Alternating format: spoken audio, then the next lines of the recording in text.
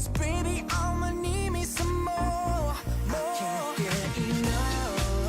All the love. Give me that good time feeling. Give me that good time feeling. Get enough. All the love. Give me that good time feeling. Give me that good time feeling. I can't get enough. No, I can't get enough. I can't get enough. No, I can't get enough. I can't get enough. No, I can't get enough.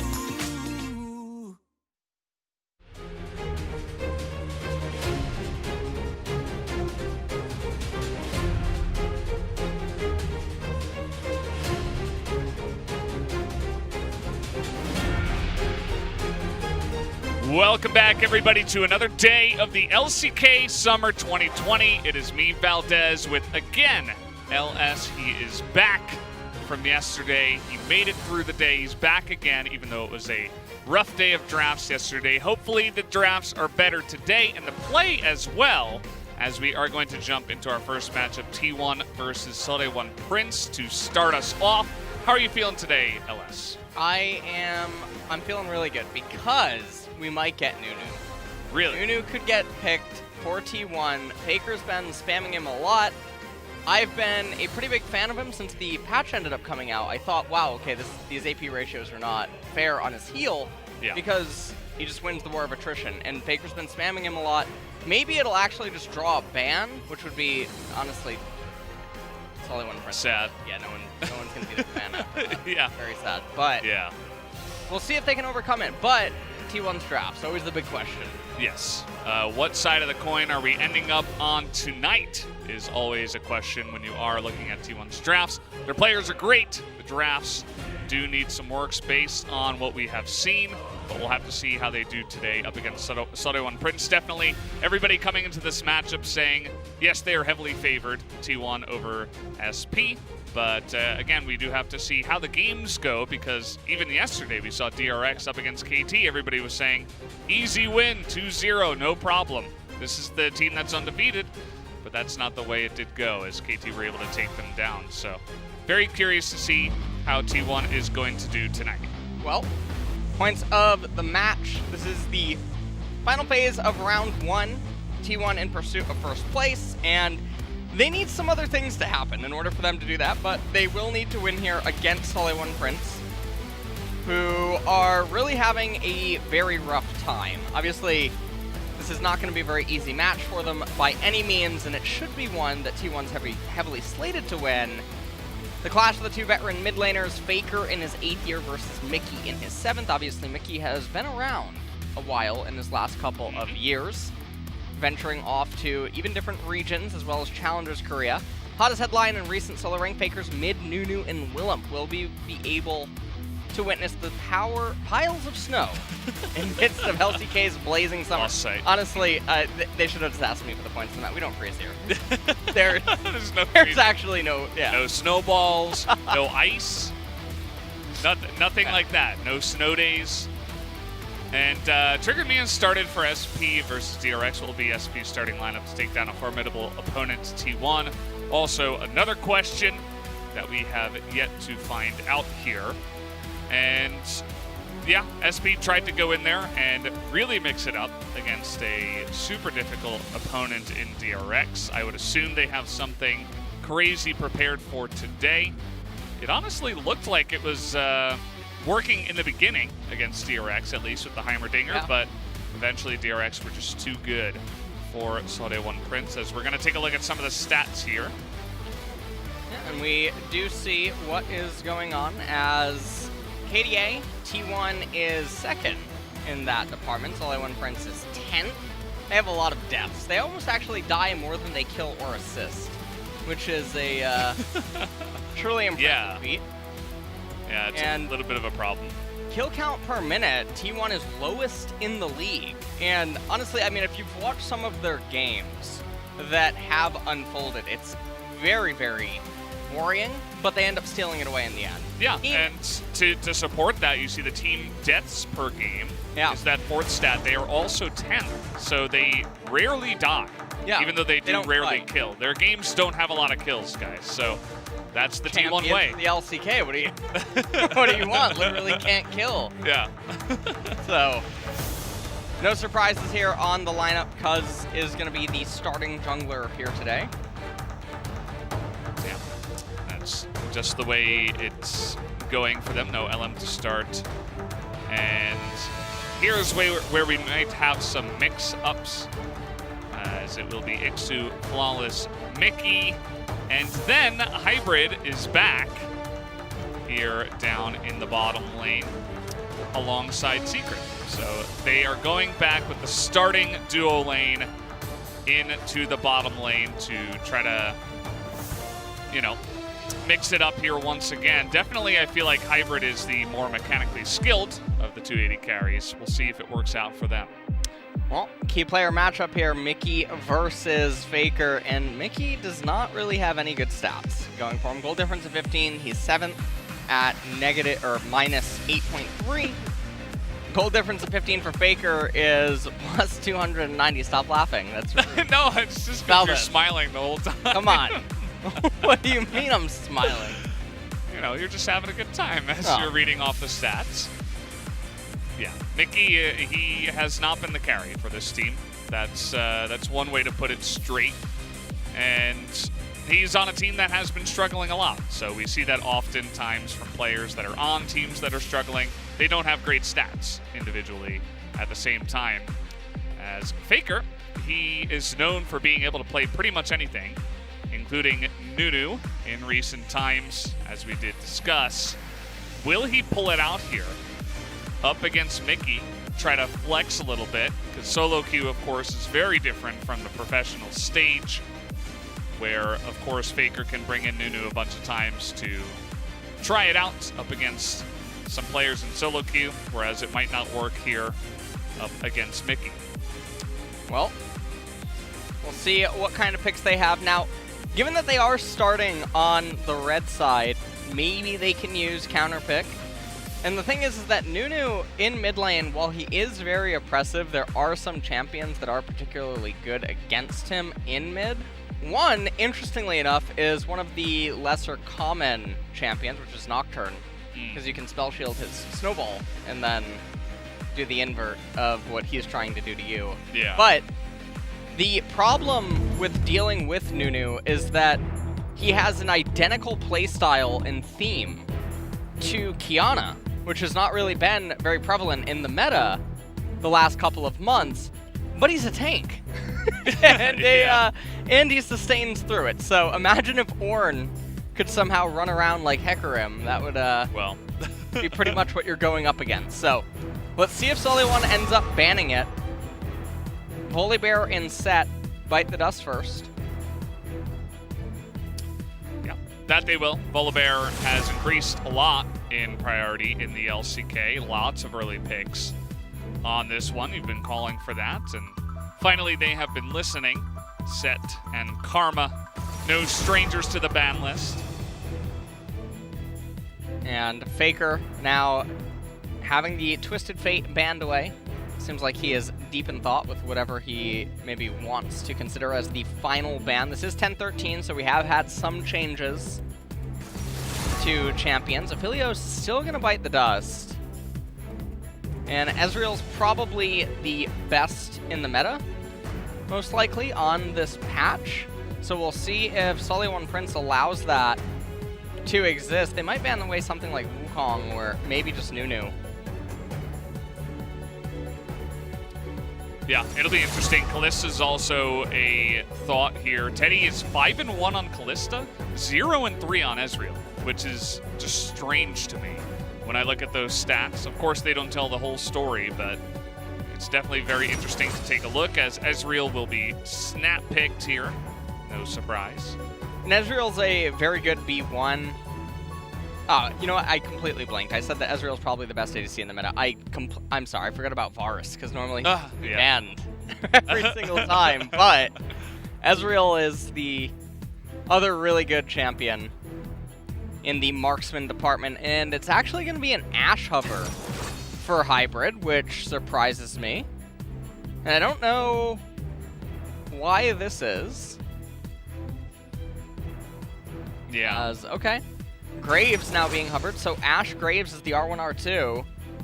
And now it's on T1. And I actually like these openings. The B1 Ezreal, very flexible in what kind of team comps you can go into. And Sully One Prince, the Ash and the Graves do suggest that they have to follow up with a lot of magic damage and CC, because otherwise Ninja Tab Eyes are really going to hurt them both. And the Nidalee hover makes... I'm not sure where we're going with it, but it's going to get locked in. Because, like Nidalee, he plays Nidalee. That is the way it is. LS's Nautilus is also going to be picked up here. Down to go with Ezreal, which is not so common of a pairing.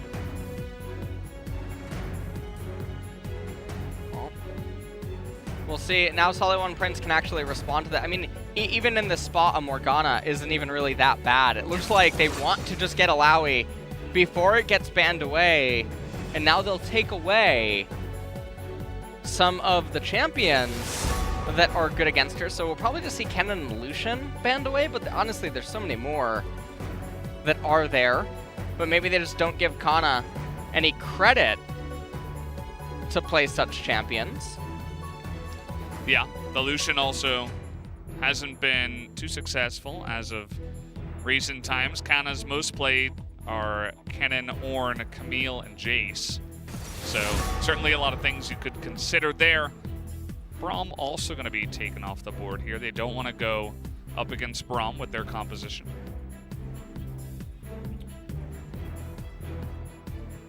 And, well, see, it's going to be Jace, and so Lucian is still open. Vayne is another one that is still open. Draven, but Kana's probably not going to play that.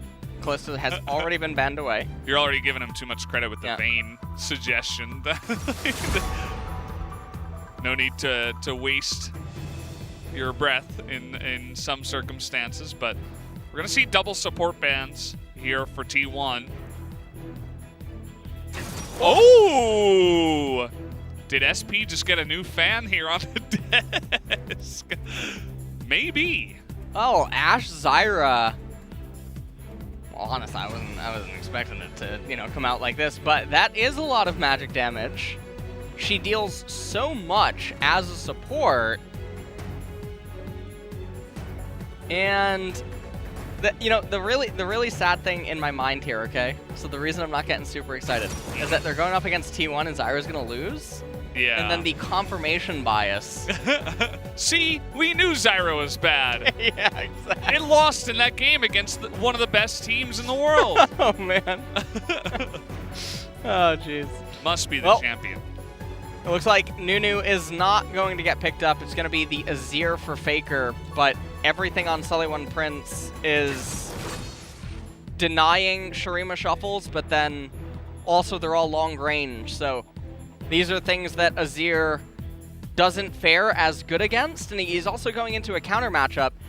Could we actually see Zed here? It would be very weird, but if someone was going to play Zed, it would probably be Mickey. But if you pick Zed here, they just stack so much armor, and it makes it so hard for everyone but Zyra, and you don't want to put all your eggs in that basket. Yeah. Kassadin, this is another Kassadin spot. Given that Nidalee, Ezreal, Azir, Nautilus, Wukong, there's not a whole lot of reliable CC to hold him down. So it would have been very nice, but they've opted in to the Echo. And I'm unsure how the Wukong versus Alawi matchup goes. I'll be completely honest with you. It's not one that I have pretty much any idea about. And I can only try to guess how things will end up going. I don't know what the interaction on the Test of Spirit versus the Decoy. I would just assume that if you test the Spirit of the Decoy, it doesn't connect, right? But we'll have to confirm that in the game just to make sure. Yeah. As we did come in with more magic damage there at the end with the Echo into the Azir. We see that often into the Azir. And again, it does feel like T1 oftentimes do pick champions that they just are comfortable on. Faker, obviously, he is the highlight of the opening here in Summer on his Azir. He's currently 5-0 on the pick.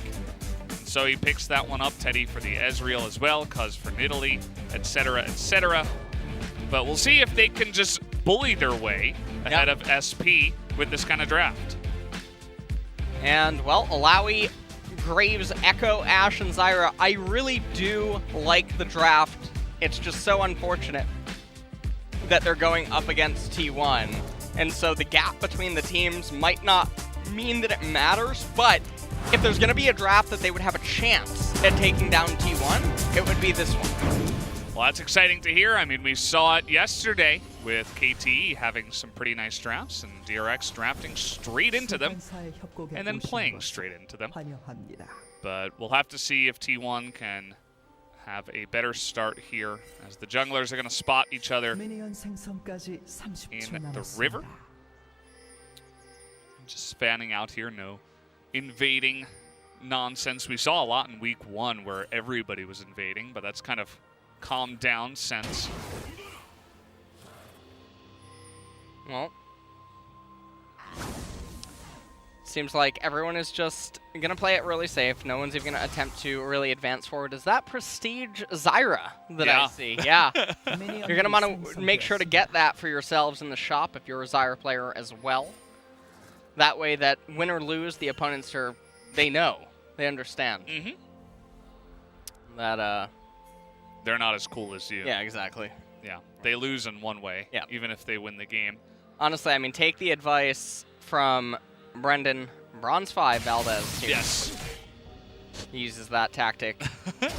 That's how I win all my games, through mental warfare of having the better skin. Yeah. I mean, I get it. Even if I can't climb out of Bronze 5, it's, it's just, you know, win in other ways. It's totally fine.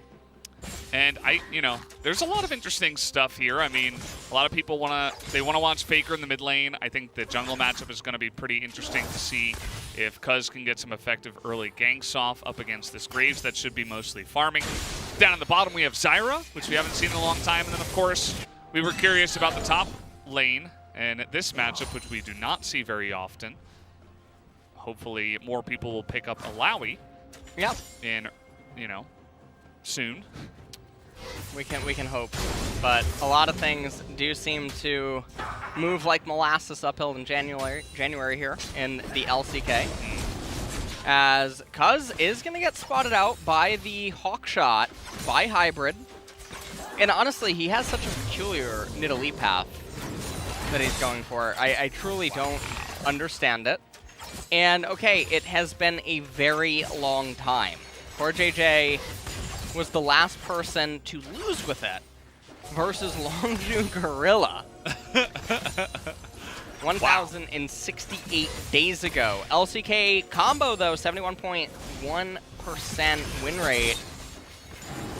Yeah, it's crazy that Ashe and Zyra have been played this much together, but I suppose in past metas, this has been a thing. That's a really nice hook from Effort. Yeah. Just a little trade that's going to get a nice amount of damage onto Hybrid, who is going to have to pop his pot. Nautilus will happily trade that damage as the tank in the bottom lane. And, well, Mickey is just coming over. Flawless does end up getting the Scuttle Crab. Might make his way through mid. Honestly, both of these junglers' paths are a little bit interesting. Lots of camps are just being left up and sort of going by the wayside. Nidalee now going to have to move over to the left-hand side, and because Echo is the one that had... what is Graves? What? He's trying to double scuttle. No, I mean, he's trying to double scuttle, but he goes for the Scryer, but Alawi has vision of Wukong, and Mickey has teleport, so... It's a little... He took a overly safe route. Yeah. And fortunately for him, Nidalee ended up just going over to the Wolf Camp. Prompts respawned. Hawkshot comes out again, and Faker... Oh, trying to burst him down here, but that's not really going to work. Flawless now will just walk away, so it's not really all that effective. Faker even going to get the cannon at the end of the day, even if he misses some of those range minions. Oh. He kind of missed that one, though. Yeah. He didn't even hit the decoy, so we need to... But it seems like that is the intention, is to use the decoy in response, and so I'm looking forward to seeing the interaction. And first dragon of the game is going to be Infernal. Now, Ixu, he can just recall. Yeah, the size of the minion wave is just so big, he gets a recall off for free, whereas Kana's not going to have the same luxury. Kana will eventually have to commit a teleport in order to be on even footing with Alawi. So let's see where she ends up going with the build. It's going to be Kindle Gem and a Cloth Armor picked up, so getting the HP, CDR, a little bit of armor as well versus the Wukong. And the Graves is, he's sitting pretty, but honestly, because of the opening route he chose to do, he's a little bit slow on his clear. And so Nidalee and him are pretty neck and neck. Not the end of the world. Teleport going to come out by Teddy, and we are in a little bit of a lull state. I don't expect a kill here till maybe 13, 14 minutes, Valdez. Oh, man. I just want to let you know. Yeah. I mean, neither jungler's actively looking for ganks. None of the lanes are setting up for those ganks. And, well, Cuz taking a little bit of damage, but Zyra does quite a bit. That's fine. Did you see the tweet from Riot Stat Magic? No, I don't believe I did. What did he say? He said that he was moving positions within Riot to work on an unannounced project. We can hope for an MMO. The MMO. It's already starting, but if they're starting now. I mean, it could have already been happening, and then he moved over. So, okay. Who knows? So Riot Stat Magic. Yeah. Oh. There we go. Oh! We have some League of Legends to talk about, Cuz a little bit of a spot, but Faker, the best Hyung, is going to save him as the older brother here on the team puts up that wall to save his buddy. That will mean that the third scuttle is going to go towards Flawless, as it looks like both junglers were heading that way. Also, Cuz did have to flash away from that just to survive, so a bit unfortunate for him. So, Riot Stat Magic, what does he do within Riot? Just curious. Well, do you know, like, I'll is look he like a game designer, or, you know? Not a big deal. I'll look. Go ahead and take a little look as we see this Infernal Drake is going on. There's not much else to talk about during this game, guys, so we're gonna just see this Infernal going down after the jungle mid duo ends up winning on the side of SP, who will take down that one, which is always going to be quite nice. They have a lot of scaling damage on their team. It's very, very good, especially for Echo, too, who utilizes the hybrid aspect of it. So the tweet read, after 5 years, I'm wrapping up my time on League of Legends and TFT next week. I'm moving to Riot's research and development group to work on an unannounced project. Ooh. We can, everyone can hope. Everyone can hope. Yeah, we're waiting. Well, anyways, so T1, the thing about them is they don't play to try to win lane, and it almost feels very bizarre, and it's one of the problems that plague a lot of teams that have elite players sometimes, in that the laners aren't trying to coordinate with the jungler, and the jungler's not trying to coordinate with the laners. They're just sort of trying to do their own thing and coast by, and then they'll win out later by just having better team fighting and better team cohesion. Trying to burst down Flawless here after he took the red. He's got Flash, but there's the passive, and there is the first blood given over to Teddy, and now he's got red buff, and he's on his Ezreal. Yeah. That is not worth it for SP, I guarantee it, as Teddy will be super happy with that trade. Yep. And Mickey is just trying to endlessly push in Faker and maintain control over that. But Graves obviously dying right there. Very unfortunate. Not the end of the world. I mean, SP did get the first Infernal. I mean, the Nidalee pick's not really doing anything right now, so you have to wonder, if you're going to play like this, I mean, why don't you just have Karthus, I guess, at that point? Yeah. Or... Well, Karthus can't heal. Oh, okay. You heard my cast the other day with Vladid? Soraka with Spear. Okay. That's the name of that's the name that the Korean community likes to give to Nidalee. Okay. Because she heals up a ton, but she has a spear. So Soraka with Spear.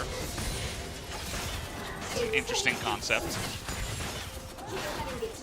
It didn't Wasn't Karthus getting buffs, or weren't they like considering buffs? He just got buffed. Great. Yesterday.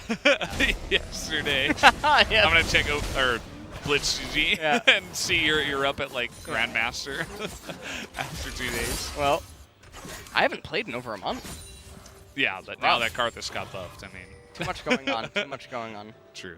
Well, SP, they are down 1,000 gold, which is very interesting. And they have 2 turret plates down here in bottom. Ooh, that was close. They're trying to burst down the Ezreal with the combo. Effort gets right in their face, but look at that Zyra damage alongside of the Ashe. They're both going to be zoned out. Even though the two of them did take a bunch of damage, Zyra still has some healthy mana. And they're actually going to push this bottom lane away. Actually, they're staying. Yeah. As everybody from T1 now is rotating down to the bottom side. But this will be spotted, and even a heal is going to be used to get out of here. And so they end up managing to retreat. They almost get that last turret plate. I am trying to understand right now, where is the gold lead coming from? It's 1,000, but you look at mid, they're almost dead even. Jungle, dead even. They have a plate advantage down in bottom. I mean, there's a plate, I guess, taken up in top lane. Zyra must be having more gold on her item than Nautilus. And so it's first blood, kill, and assist, but that... I don't understand. Where it's... Well, okay, here we go. Yeah, here we go. Thanks, Riot. Yeah, thank you. So 300 in top lane. How... Okay, 400 in jungle. Mid is ahead by 100. And Ezreal is ahead of Ashe. Yeah, it's that gold. That's the first blood, yeah. Effort is very close to dying. They can't quite close the gap, though. And now they're going to try to get on top of Faker here. He's going to dash away. Mickey nearly forced to ultimate, but there's a lot of posturing here around this Drake that is about to spawn. Faker at full health, Mickey on low, but he's got TP. He wants to push him back. Going to stay in range for the XP of the cannon and then go. Actually, he's sticking around here. Yeah. Not going to TP yet. And so Flawless just going to pick up the Scuttle Crab. He is level 7. Cuz is level 8, even though they're dead even. And it seems like everyone is just posturing right now. And they want to just pick up this mountain right away. Mickey has teleport. Faker has to be a little bit careful. Zyra is so scary in a spot like this, yeah. T1 is not really responding. This Nidalee should be dead. He's going to try to heal just barely at the end. And now he's on the run, and he will actually get away. There's that big heal coming in from the Nidalee as everyone else on the map is just going to be pushing. They kind of just ignore the dragon fight. Nobody dies. So they'll get a decent amount of plates here to T1, but that is 2 Drakes already built up for SP, and it's Ocean Drake Soul coming up here next. And so Ocean Soul is really strong for them if they can end up getting it. We'll see what they can manage to do. Teddy, the question, obviously, the minigame that he has to be playing is, can he have the Muramana online at the Ocean Drake timing? So 17.5 minutes is the race that he's against.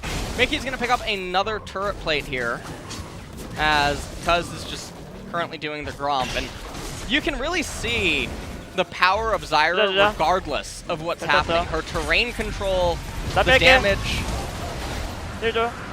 that she ends up offering.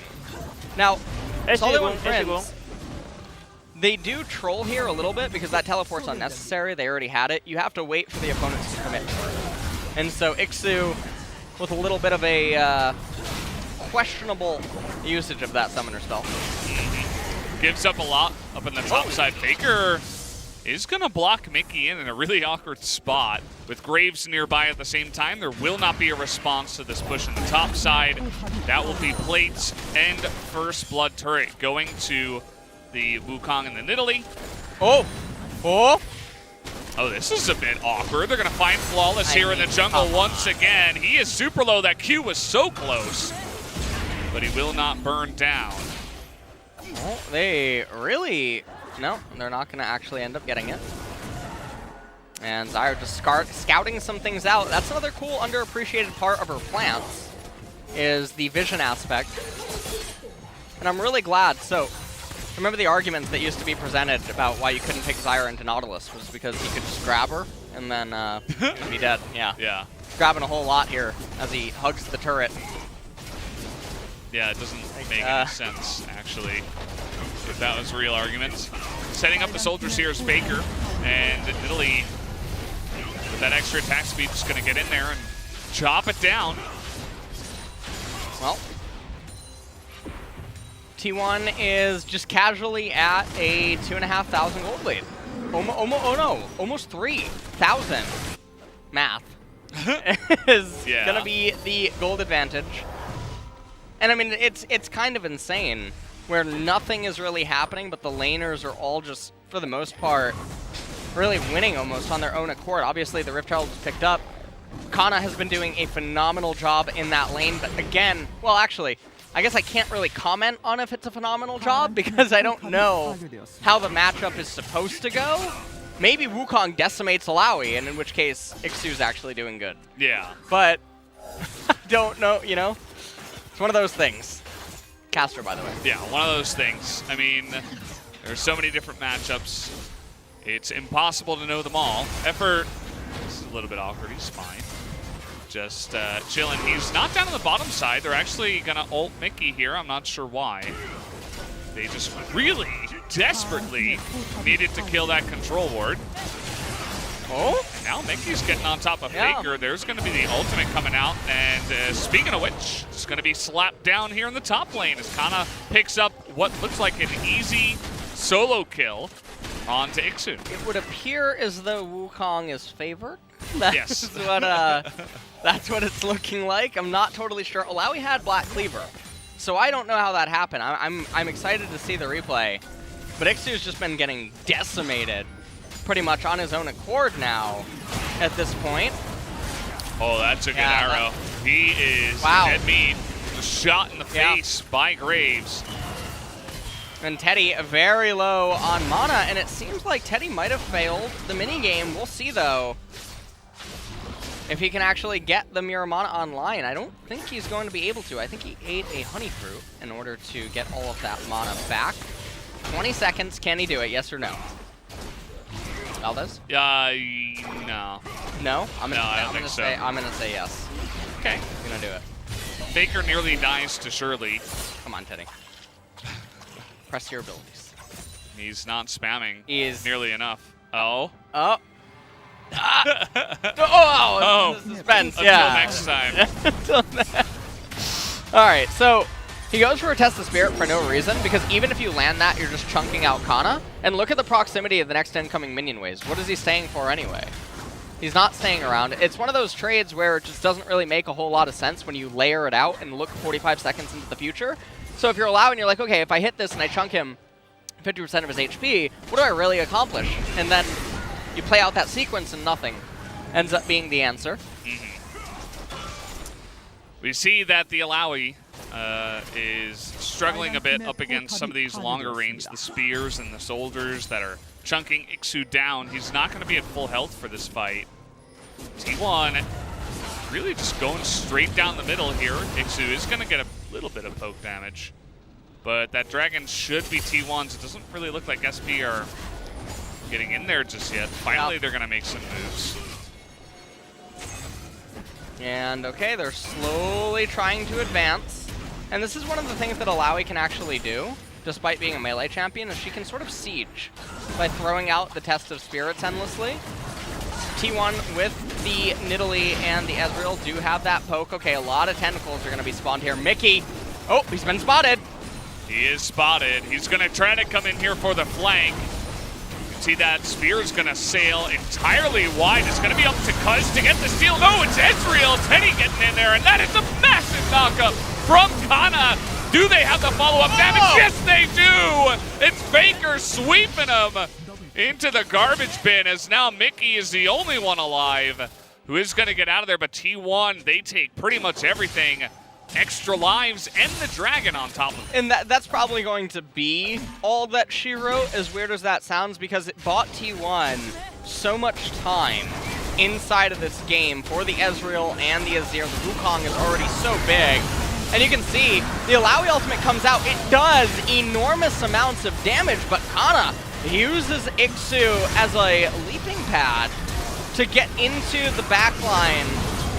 And then the follow-up from the Azir, just very good access. Mickey, I mean, he had 들어간다 이거. 들어간다. okay intention here. 맞고. Just watch. When he finally ends up entering, the fight is almost 뒤에 좋아, 뒤에 over. 좋아. And 애쉬 so- 노플, 애쉬 노플, 애쉬 노플. While Echo does end 에코 up 도고, killing 에코 도고.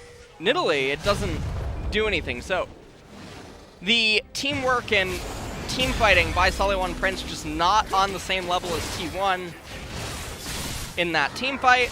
Oh, Ooh, that was really close, yeah. yeah. I mean, Echo would have ult, but it would still... They would end up getting that out of him. Yeah, potentially force it. Like he's doing his best to put on the pressure, but against Azir, you're not really going to have a fun time pushing. And we'll see what goes on from here. Knowing T1, I don't think they're going to look for unnecessary fights, so we might just have to wait another 3 minutes for the next Ocean Drake. Kana, he's been putting on a class up on the top side on, you know, how to win that matchup here. He's got the most gold in the game by far, as he has picked up 3 kills. Whoa. And there's the flash. They found the Ashe, and that should be enough That's damage. gonna be Teddy is going to get the 1, and Faker will pick up the 2. Nice little catch there, effort, able to set that one up as Hybrid was out of position without flash on Ashe. And in an interesting turn of events, they're not going for Baron, which is a little surprising. They had everyone in close proximity. Ixu is dead, and Alawi is the one that you would be afraid of if you're all clumped up. Ashe dead as well, but they're choosing to play it very, very, very safe. And let's just take a look at this one more time. So, effort, really nice flash pull onto Hybrid. And you have to wonder why he's even really there. Ixu even using the Alawi ultimate, Leap of Faith, I believe is the I think it is, yeah. I played that quiz, by the way. I only got 22 wrong, I think. Out of how many? The entire champion pool. Oh, wow. 148? That is a lot. Yeah. Of champions. I mean, you probably did a really good job in that case compared to most. I'm gonna test you during the break. Oh no. You're the Please play-by-play. Oh man. I'll have to do some studying. Those ability names. I see them all the time in Korean, but not necessarily in English, so it's a little bit hard. I want to point out, by the way, that if we look at the gold score right now in the state of the game, Sully1 Prince is losing. And so I would like to draw your attention to Zyra's inventory. That's actually a replica. It's not not the real deal. Oh. I never actually sold that to her. Oh wow. Yeah. Kids these days, you know, It's not quite. they fake anything. Yeah. Not quite the same amount of stats. Feels bad. Secret, you know, he thought he was buying the right thing, the real deal. Yeah. Wasn't it? Should have asked you prior to buying it, probably. The salesman himself. Well, at this point in the game, things are looking very rough. Had Sully1 Prince actually managed to get the Ocean, there still would have been a bit of tension, given that if they managed to somehow steal the Ocean Soul, and I'm talking about a heist equivalent to T1 stealing the victory away from Genji, if you recall that game. Yeah. That was the DB Cooper of League of Legends history. Okay. Well, it seems like there's a turning point in this matchup, is what I'm gathering here. Ult is coming down. He's actually doing a Alawi nice is, amount of damage, but Alawi is down 2 levels. Oh, Kana? here comes the knockup. Oh. Buzz is like, do I have to be there or not? I don't know, dude. The spear, I don't What? think it landed, but the heal is going to be enough to at least get the kill. Here's a dive onto Faker, as he's just going to get the hell out of there. Doesn't want any more of that. But honestly, I feel like in this kind of style, you know, Mickey is going to win the side lane, but the middle is going really well for now, T1. The thing also is that Ixu just got Death's Dance. He was fighting that down 1.5 core items. Almost was that fight, and 2 base levels. So Alawi, unfortunately, she's one of those champions where it just feels like you kill her no matter how. She's like Yasuo, 0-10, and still somehow ends up doing something. It's so annoying. So, and I think that a lot of people, they look at champions like that and they think that it's not really balanced, but it's actually a testament to their base scaling and their innate ability to be strong, because by the time it takes you to be 0-10, you must have accumulated enough gold to hit certain item breakpoints, and then also be a certain base level. And that's what makes you so strong. So Alawi, in this trade, manages to actually beat Wukong, and it was because Cuz comes in that they're able to clean it up. But that aspect of the game, I think, is overlooked very, very often because there's champions that don't have that. Take, for instance, Darius. If Darius is 0-10, he's probably even on base level, and it doesn't matter if he's even on gold, he's not as effective.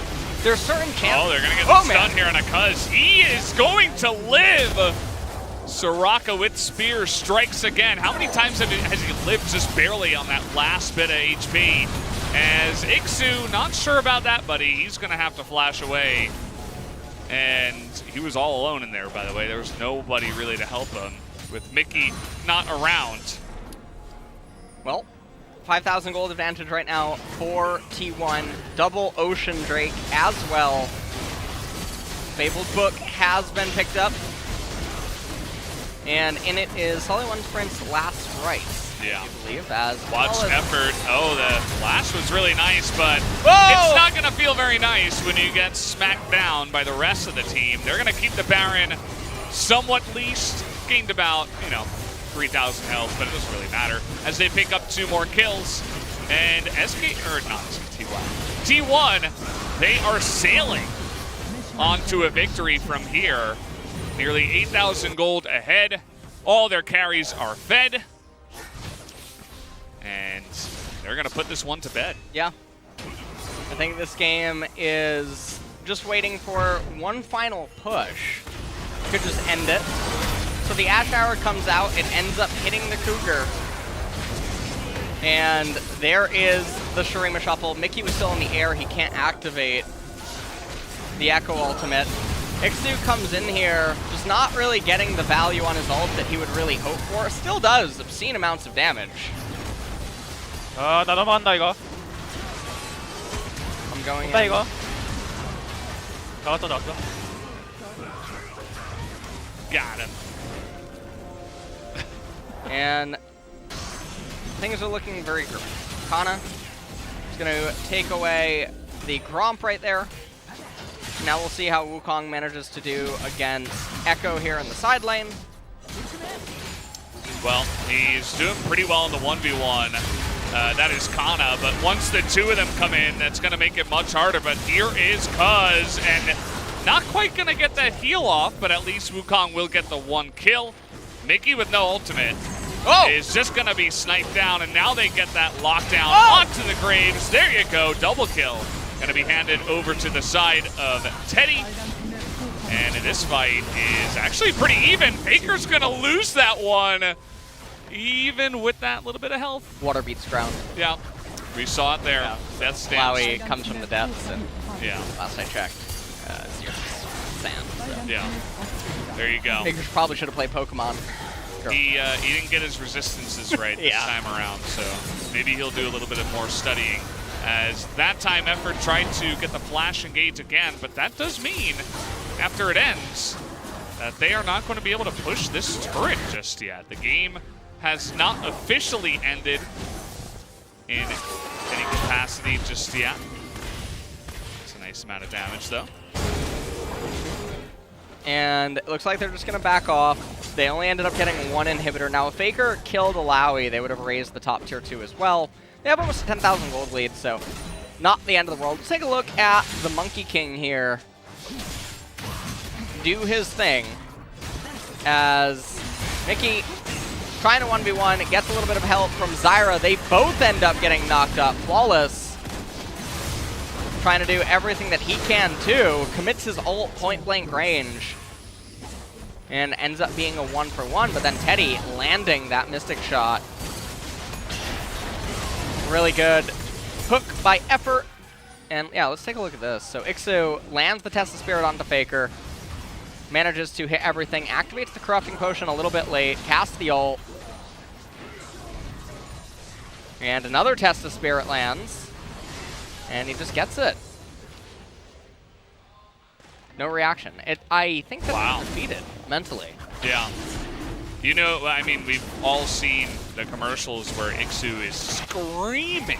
I'm not talking about yelling in happiness. He is screaming his head off if with energy. any of them are actually even talking. Because, well, we usually like turn down the other players' volumes down to like 95%. Mickey just said something. Yeah, No, they're talking a little bit. Yeah, all right. Just can't really tell in those little segments where we're just highlighting the one player. See that Mickey is playing it careful up at the top side, knows that he could be getting collapsed upon. Okay, that's cool. Well, That's cool. I was looking at the damage dealt graph. I didn't even know he was dying. I look up and then immediately he's just dead. Well, And I think the same thing is going to happen here with Mickey. As, yeah, he does a nice amount of damage, but not nearly as much as the entire team of T1. And yeah, now they're just going to go ahead and push in. They already have 3 Ocean Drakes. They don't even need to wait for that Ocean Soul. well, this could just be the Doom push. The death timer is still very long on Echo. Ixu is going to try to do his best here to at least hold the turret. It is going to work. Flowey is pretty cool. Oh, he's going to get hooked, though. Yeah. And that might be the end of him. Teddy. It's honestly a raid boss, though. Like, trying to take down Alawi. They got through phase 1, and then like phase 2 came next. Got some new mechanics here. Yeah. And yeah, they're just going to go ahead and push down mid. Teddy has reached the point of no return, where you basically can't do anything against him, and he's going to 1v5 you. And yeah, just no real hope for SP here. They're going to Zyra ult the wave, try to clear it as much as possible. But more and more waves are coming in. Note that T1 does not have Baron, which can often happen on these game-ending pushes. They're going to try to get in here, but there is the double, or actually the single knockup on the Hybrid. There's the double on the Flawless, and that will be the end of this one, guys. 26 kills. It's a lot more than usually happens in T1 games, but they just couldn't help themselves. The amount of damage and how far ahead they were in this one. GG, as the Nexus will fall. And I'm trying to think who to give the MVP over to. I think it's just Kana.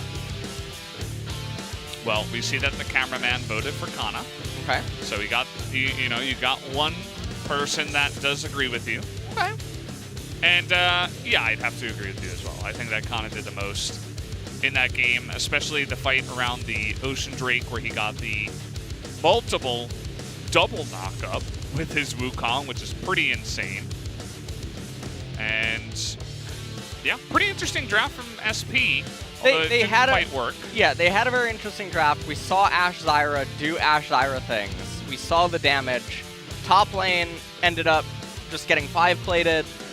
They couldn't achieve anything with the Echo. Flawless donked off a few times with some of his random invades.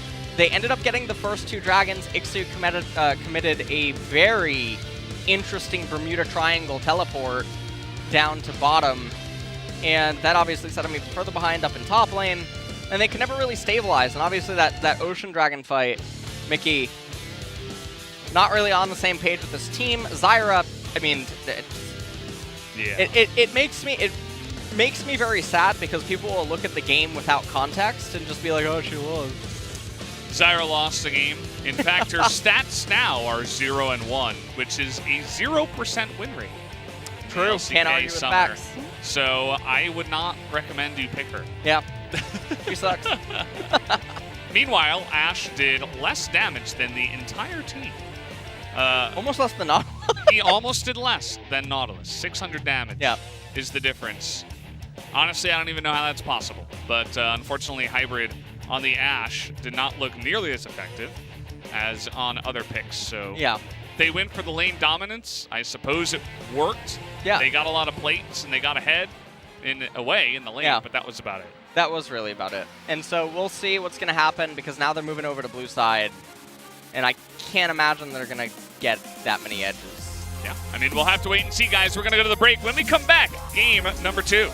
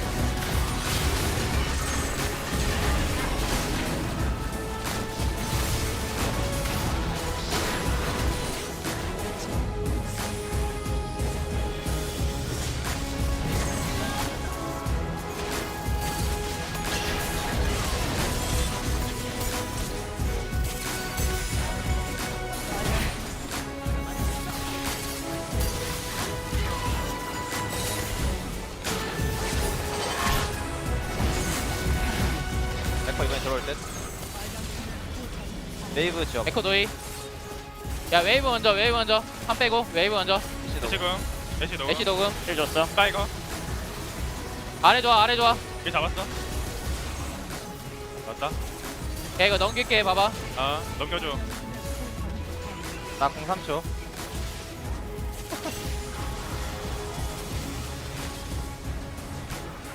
아 네. 아 노잼.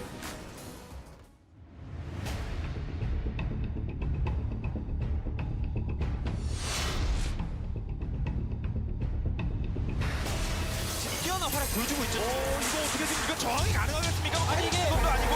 자 아무리 전면하면 그래서 체력이 없어. 체력이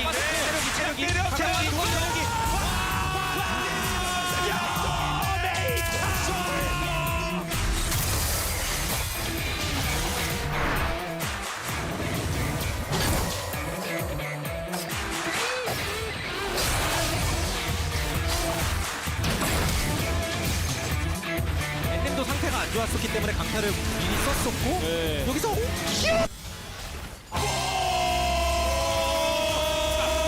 버저비터 같은 뭔가 자, 일단 치면서 생각하고 있죠. 근데 위에 먼저 라스칼이 먼저 쳐놨고 카메라를 많이 댔겠는데요. 여기서 뭉치고 먼저 기절해놓고 그다음에 들어왔죠.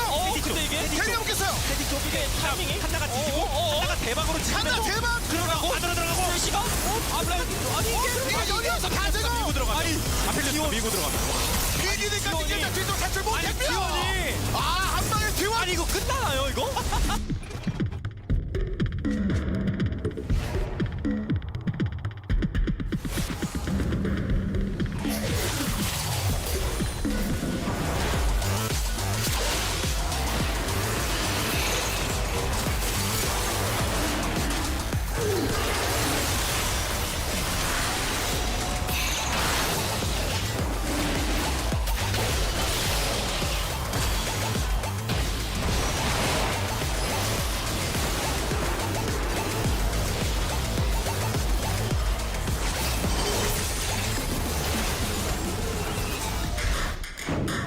그렇군요. 파이프 죽고 그다음 캔도 죽었고요. 어떻게 재우고 나눠서 잡았죠? 나왔다.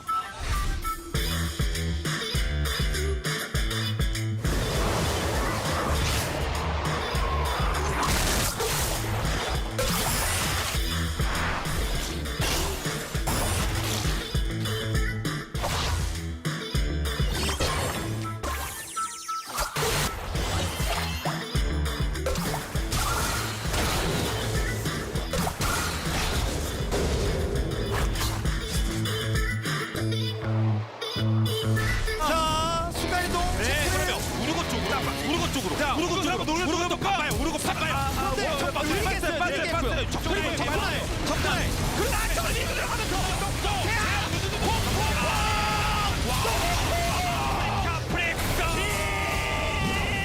그리고 그 전에 진짜 플라이가 와.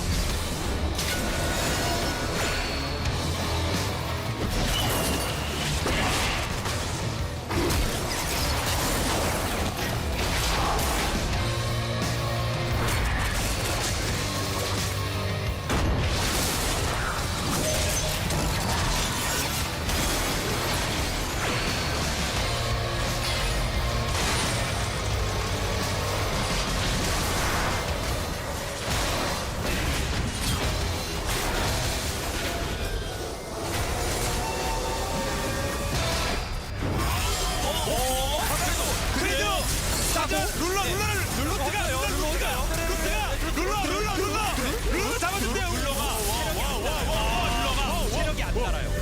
요즘 애쉬고 단단하게 갑니다.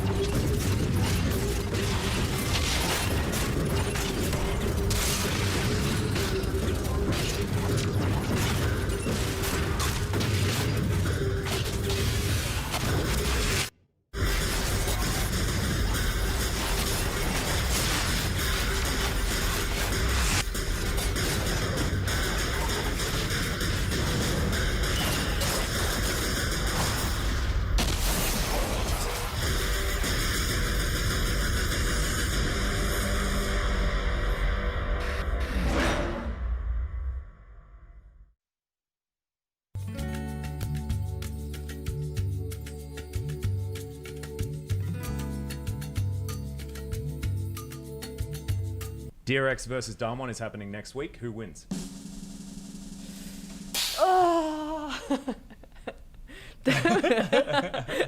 In your waters, who do you think's going to win? In my waters? Yeah. I still don't know what that means, but I say it all the time and Yeah. people understand what I'm saying. I'm guessing that's an elaborate metaphor to blood, No, you your know. gut feeling. I don't know But your why gut is my- not water. Guess. No, I mean it's mostly water. Aren't we Yeah, mostly water? Yeah, 70%. I'm like lettuce. I feel like I'm more water than most people.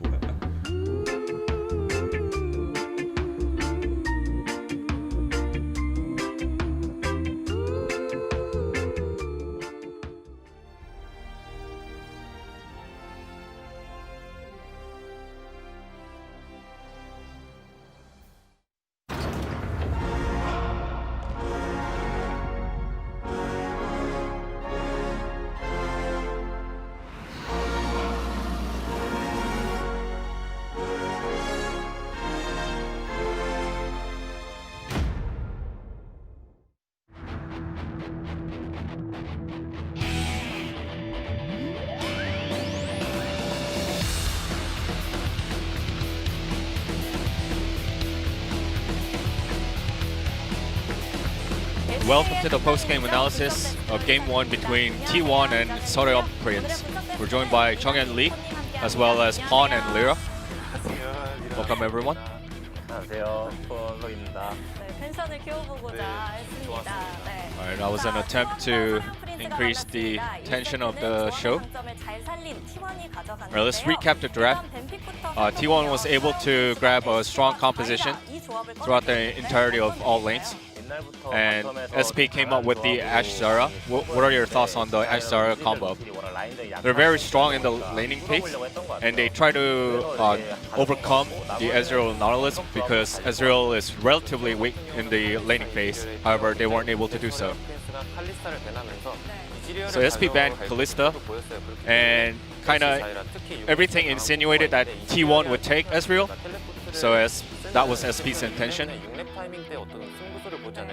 And they try to make some plays when they hit level 6 because Ashe are very strong at that point.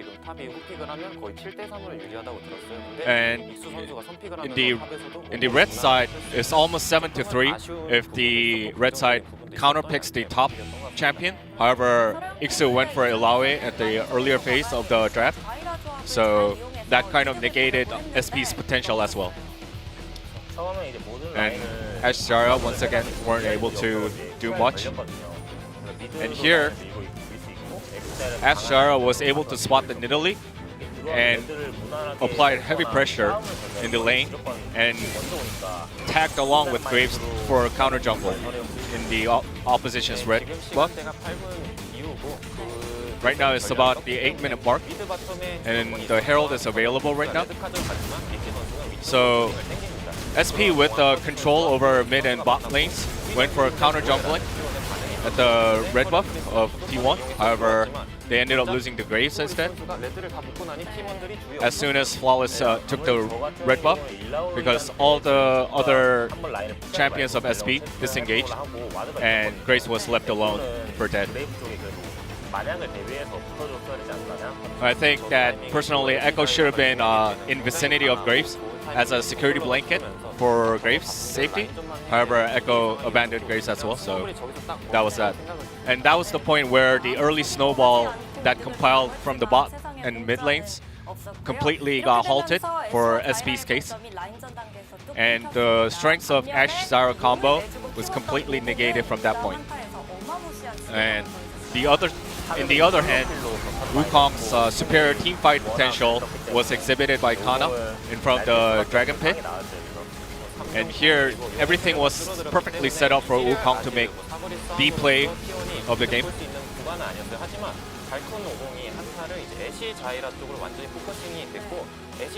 Because Ashe and Zyra's ultimates were already exhausted, Wukong was able to just dive in, and because he was well fed, so he had a sheer potency to get rid of all the champions of SP's side. T1 definitely felt great about beating Wukong. And let's check who's the player of the game for this game. And it is Wukong indeed. It's basically Wukong's solo show. And that solo act really led to the victory for T1.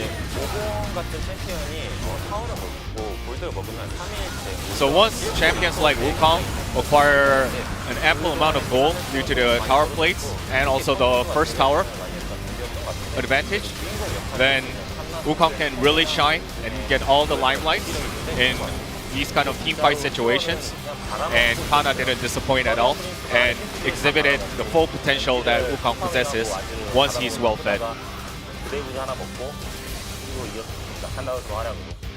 And thanks to Kana's stellar performance, T1 was able to grab the win, and other laners getting kills here and there thanks to his contributions. Alright, let's see whether SP can retaliate or can T1 close out in a clean sheet in Game 2. Thank you, Brian, once again for the translation there of the analyst desk. Was a pretty nice sighting to see the Wukong getting so much value and T1 kind of stomping them here in game number 1. It's kind of going according to what we did expect between these two teams, but we'll have to see if T1 can keep it up. Yeah, and I mean, Solo and Prince, when we listened into their mic check, obviously it seemed like they were very defeated. And I have to imagine what their mind is at going into game number 2, because that was them basically getting dragons for free, but losing the game without really anything happening was pretty much the story, which is a very unfortunate thing to have occur to you. As it looked like someone just bought an icon or an emote on their client. That was Kana. You know what that means, guys. I think it's time to tilt Ixu. This is what's going to go on here. Can we get a Nunu, please? One time? There's no Nunu? I'm not coming back for Series 2. That's fine. I'm down to solo cast. Dalwon versus Afrika should be an amazing series. As I'm gonna get you another burrito. You're not gonna make it. Oh God. All right. Well. Don't want to be the lone speaker again. No! Wow, they banned it. There you go. They know.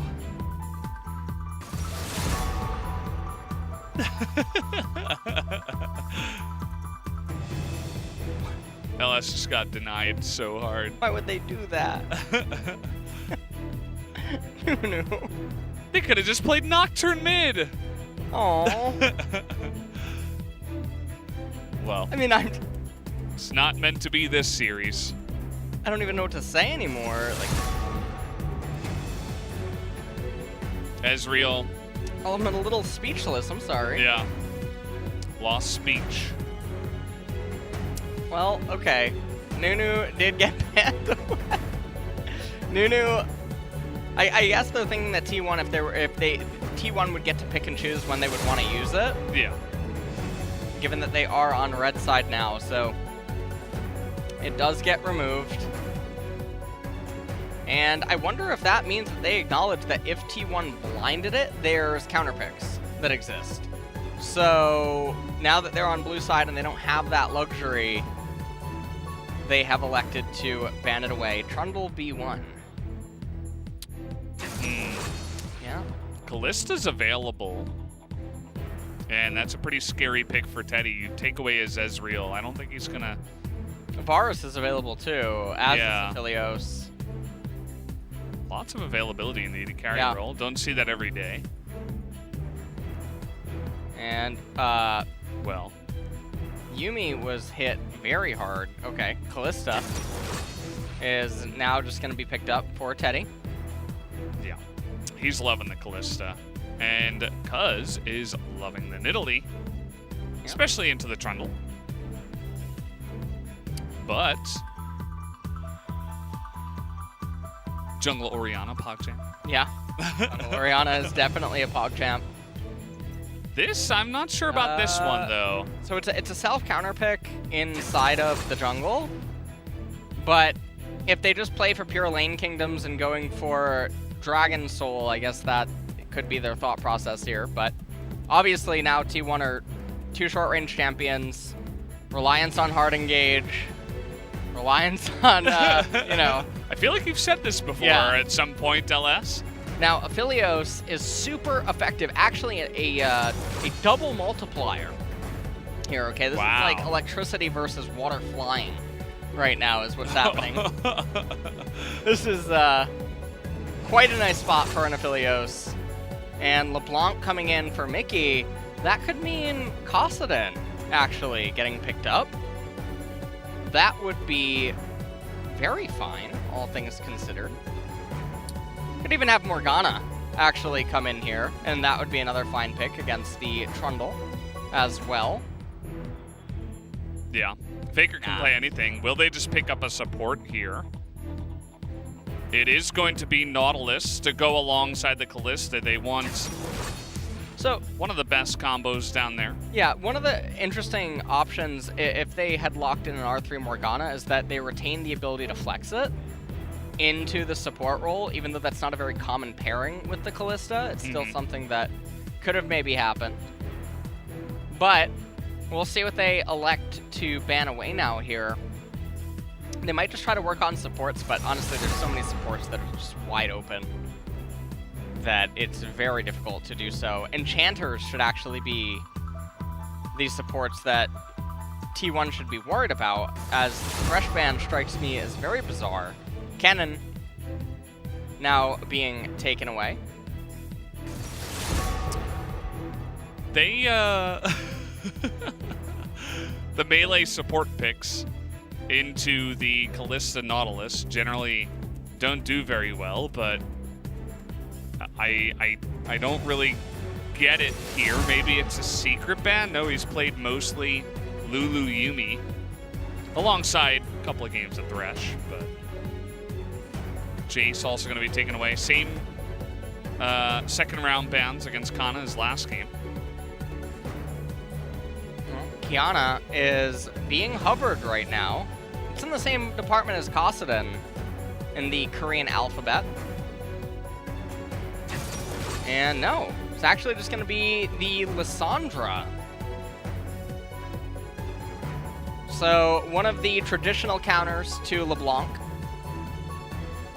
Since a great while, actually. You can eventually just flip a switch after first recall and maintain permanent prio pretty much whenever you want.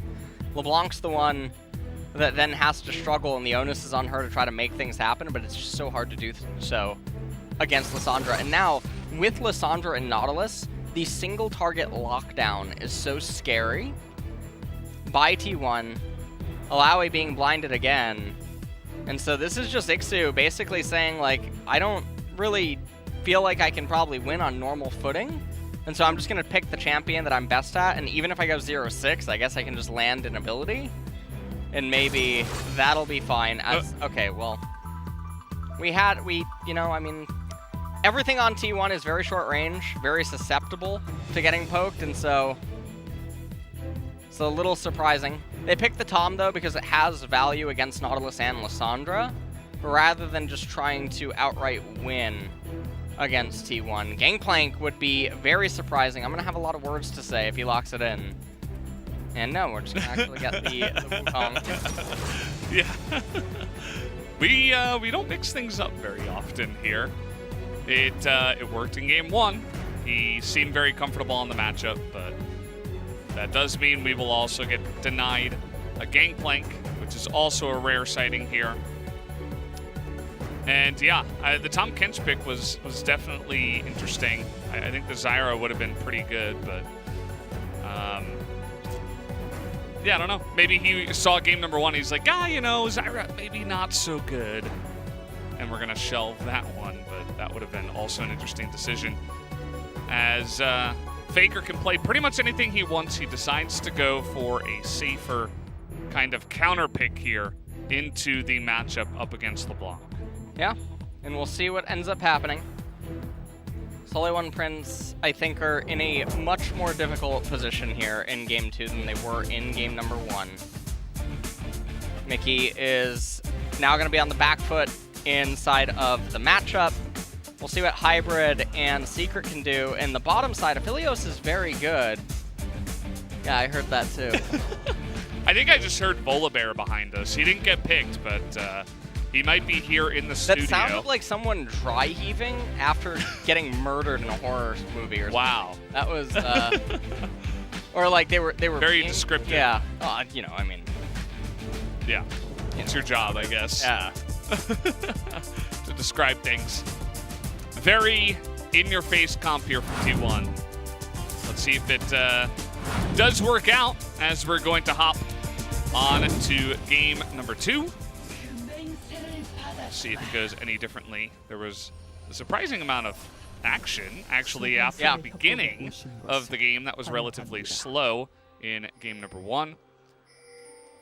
That was more of a SP style of amount of kills and action, I would suppose. But T1 kind of just took the opportunity, as SP was kind of just giving it to them in many spots there in that first game.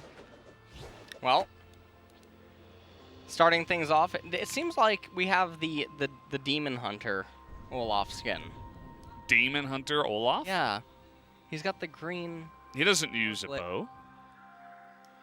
Get out. All right, Caitlyn and Draven is selected by Hybrid. Yeah, that's what you start with. You actually can't change your guns in the beginning.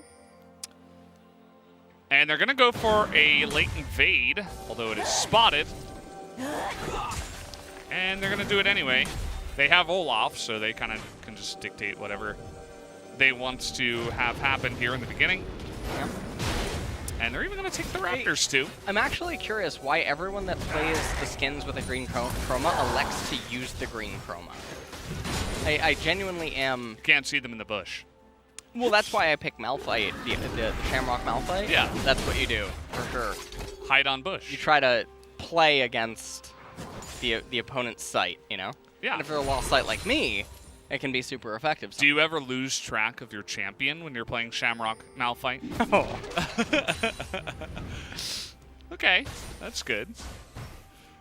Not that amount of lost sight, I guess. Faker hits level 2 first. And Mickey's desperately trying to get level 2. There it is. Chains are going to come in, but not even going to fully channel. Gank does not work out, and Cuz has just pretty much taken everything, whereas Flawless only got the red buff, so Yeah. very interesting. Now he's trying to invade and potentially gank mid again. This is very coin flippy. Oh yeah. At best. He is neck deep in holy water right now, trying to fix up whatever it is that he's. Aftershock is going to come in here. They don't have the damage. Yeah.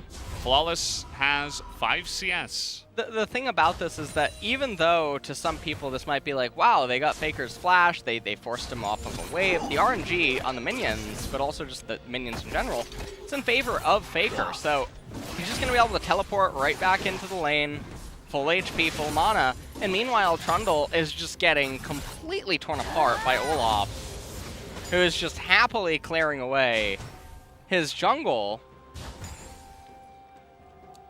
And so Flawless having a bit of a predicament here. Yeah, that he put himself into. Yeah.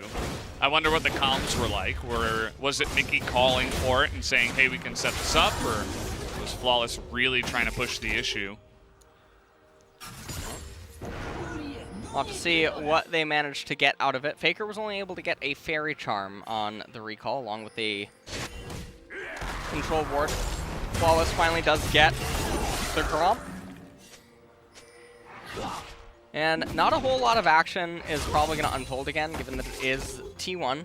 So we're not going to have a lot of chaos. No one's going to manipulate their lanes relative to Cuz. He's just going to keep farming. Laners are going to be fine. And that's how it's going to go, I guess. So, one of the things that I wanted to ask you is, do you know all of Aphelios' guns' names? Not the actual names, but... Oh. You know, I thought you were going to ask me because I was so ready for the real names, not the champion names, right? Yeah, the champion names. The champion names of his guns. Well, it's Caitlyn Draven, right? We already saw that. Yeah. You already kind of gave that one to me. I did. That was kind of like the freebie. I threw you a bone there. Well, this gank isn't going to happen. We have Jinx, which is the Infernal. Yep. We have Kog'Maw, which is the... Yes. And then the Gravitum is Varus because it's purple. Yeah, that is purple. 100%, right? It's purple, and because it roots, it doesn't stun. Yeah, So it's there's not like a an little bit of a arrow. difference. Yeah. The autos, though, do slow when you have it out. That is true. So it's like a little bit of Ash Ooh. as well. This was a nice little trade by Ixu. Oh, well. This lane is looking very different right now. Yeah, looks much more even. I mean, I suppose Kana is going to get ahead on CS here as long as he perfect CS's it, which I would expect. The attack speed, and yeah, he's going to get all those. So he'll be slightly ahead, but he took a kind of errant trade there. Yeah. As Faker. Faker does have Aftershock. He's going to survive for quite a long time. Can he get through the damage, though? No, he cannot, as Flawless just barely going to avoid that claw and get out of there with a flash to survive for first blood. Yeah, and so they end up getting the first blood onto the Trundle, which is a really big deal because he needed it. You can see how far down he was. He was down 5 camps to Olaf. And now Cuz is going to come in here, shove everything out. And the reason that he's being reserved is he doesn't know where Trundle is. So even though Mickey looks like a free meal, it's not going to do so. Cuz finally dings level 6. Flawless is 4. Yeah. Yeah, Cuz was able to sit mid and eat up about a wave of CS too. So he is sitting pretty and kind of just run at whoever he wants. I think he hit level 6 before Faker too, which is kind of interesting. One more time. Now, this wave is pushing in, and Faker just wants to get the crash and then probably reset, and then the next wave would come back into him, and he could get a recall off. If the claw hit him, he was dead. But he flashed out of that one. Would have been a nice trade. Speaking of nice trades, Lissandra doesn't really care about the LeBlanc most of the time. Cuz is going to start up on the streak here. And now effort is going to be called up to help push, it looks like. And offer him a little bit more safety up against the tent that Flawless is setting up in the mid lane. And not a whole lot happening, as T1 are back with the gold lead. Again, 300 gold in the lead right now. So, Mountain coming up next. Very big. You ever think about, are you good with impressions? You do like different impressions and stuff? I'm not very good at them. But I was wondering if you had ever considered doing the Lysandra voice. The Lysandra voice? What? The KR localization of the Lysandra voice. I think it's pretty nice. I'm a big fan. I just, maybe if you were good at impressions, you might consider doing it. You think Lysandra is doing pretty good here? Yeah. Right now? Just pushing in the wave over and over. You think it's funny that... Kind of feels like I'm watching a tennis match, in more than one way. This is interesting. They're going to spot him here. Try to burst down the Trundle. As Subjugate does come out, though, he's much more difficult to take out, but still, it will be enough damage. As even the Frozen Thrall is going to come out here. If I get the damage down, they're going to try to get this one as, okay, LeBlanc, Mickey able to get in there. Steal it away, and the top lane is pushed in. Ixu could come down, but flashing on top of him. Mickey over the wall here is not going to get autoed down by Faker just yet with Alawi coming here. Faker wants to save his mana for an E if possible. He's going to flash the chains, and he's just going to be able to walk away from that one. A nice little invade by T1. Yeah, and so, I mean, we'll end up seeing... Secret comes in. Takes a little bit of a lick of Cuz. Little bite to eat. Honestly, I'm not sure Tom Kench would want to do that right now. Olaf just did a lot of work. Yeah. He's probably, he's very, very sweaty or something. I'm not totally sure. Yeah, generally not the best time to go for that maneuver. Would have to agree. Cuz is going to come in here and try to steal this one away. It's going to be a smite fight. Down it goes to Cuz. And he's actually going to try to chase down Flawless, who is quite fast, but there is a blasting plan. Meanwhile, a play up in the top lane. TPs are coming in from Mickey. They should be able to shut down Kana here. Even Flawless wanted to get a little bit of that action as well, but it's not going to occur as only Mickey will come up and help pick up the kill. Yeah, and Mickey's putting in a lot of work this game, managing to try to shore up some of the problems that Sully One Prince is actually having. So far, he's 2 assists right now, as Ixu yet again going for the mindless trades over the 100 plus free gold minions right in front of the turret. Faker unfortunately not able to get any of that gold, but Cuz will of course pick it up. And this bottom lane has been kind of left wanting for quite a couple of waves. Here's the invade again. Yeah, and you can basically just see Mickey, I mean, he's trying to come over, and he doesn't really know seemingly what to do. It's a very unfortunate situation. And then he jumps in, he steals the blue. And then you can see that because Alawi has the priority... Okay, I guess not. 전령 먹고 있다. 봐줘. He's eating Herald, he's eating Herald. Look at this, look at this. 내가 먹었다. 강타 없었는데. I got it. 개꿀.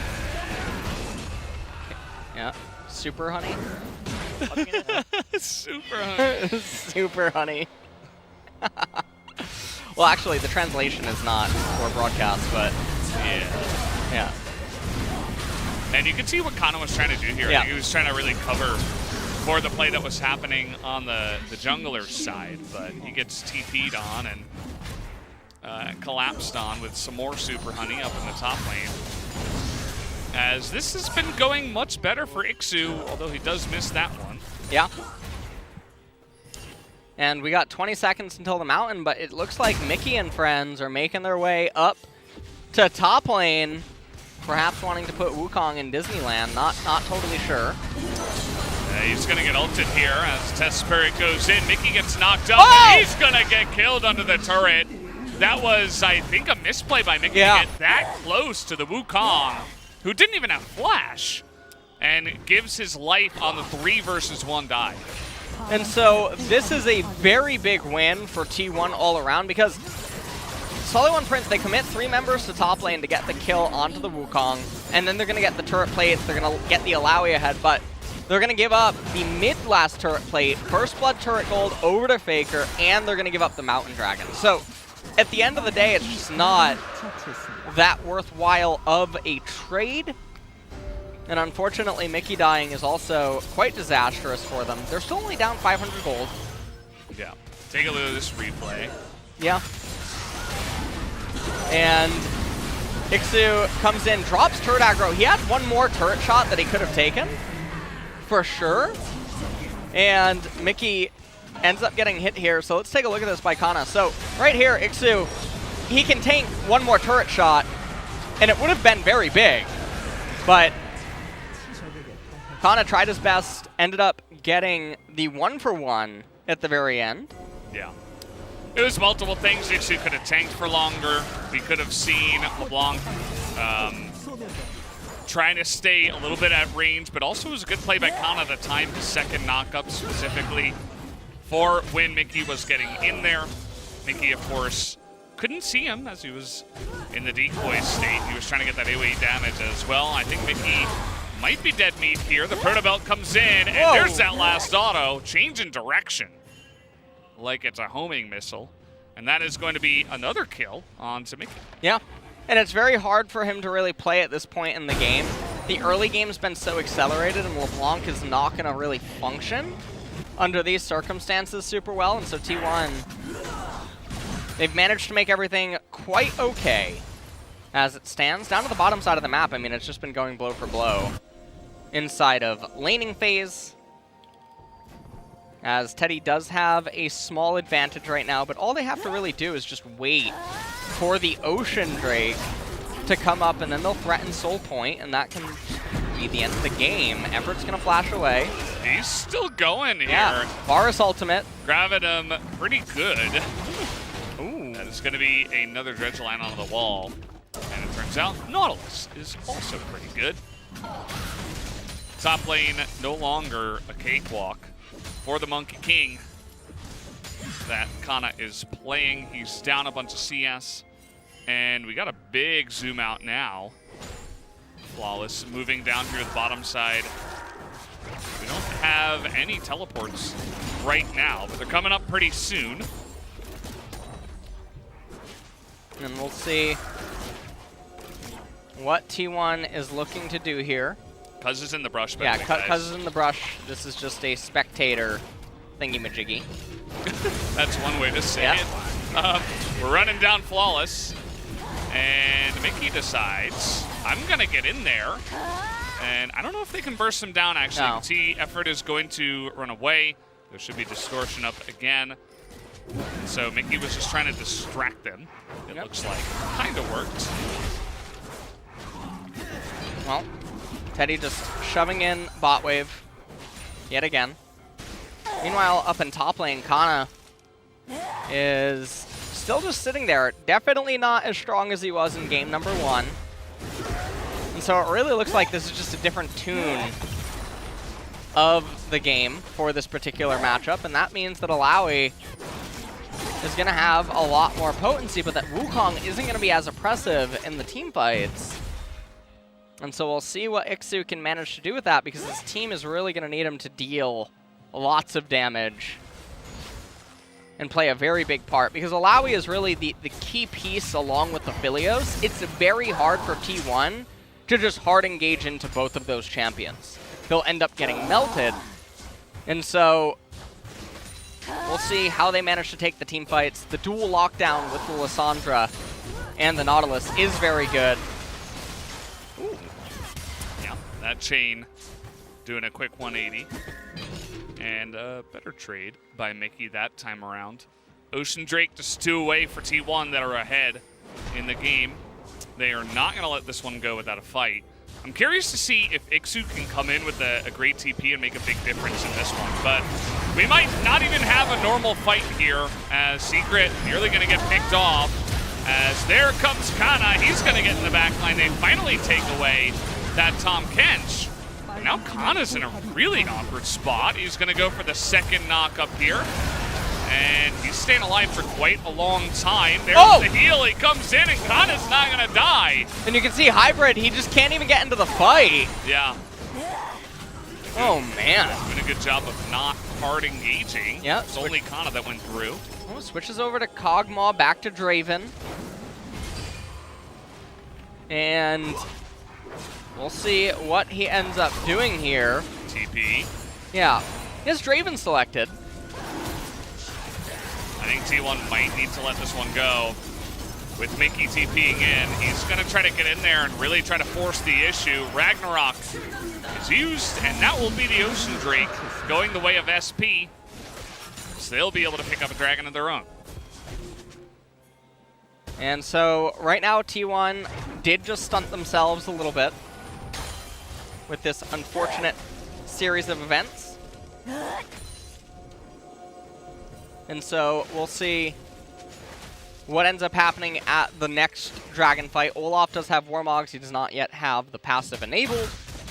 Still going to have to wait on another item in order to pick that one up. We'll take a look at how this all transpired. So, Secret just gets he gets locked up, very low on HP, ends up flashing away. Kana goes in with the ultimate, but really you don't even need to do it. You just let him flash away and everything is A-okay. He gets saved over here in the end. Kalista managing to use the ward to hop into range, gives him the heal. Mickey wasn't able to find anything. And then immediately after this, you can see they just neglected the Ocean Dragon. They gave it over, and so it's only a 3,000 gold deficit. Faker does almost have the Ludens completed. And Aphelios is really the scary part, as well as Alawi. So, said that a couple of minutes ago, and it's just going to get more and more true as this game continues to go on, because Lissandra is about to get stuck.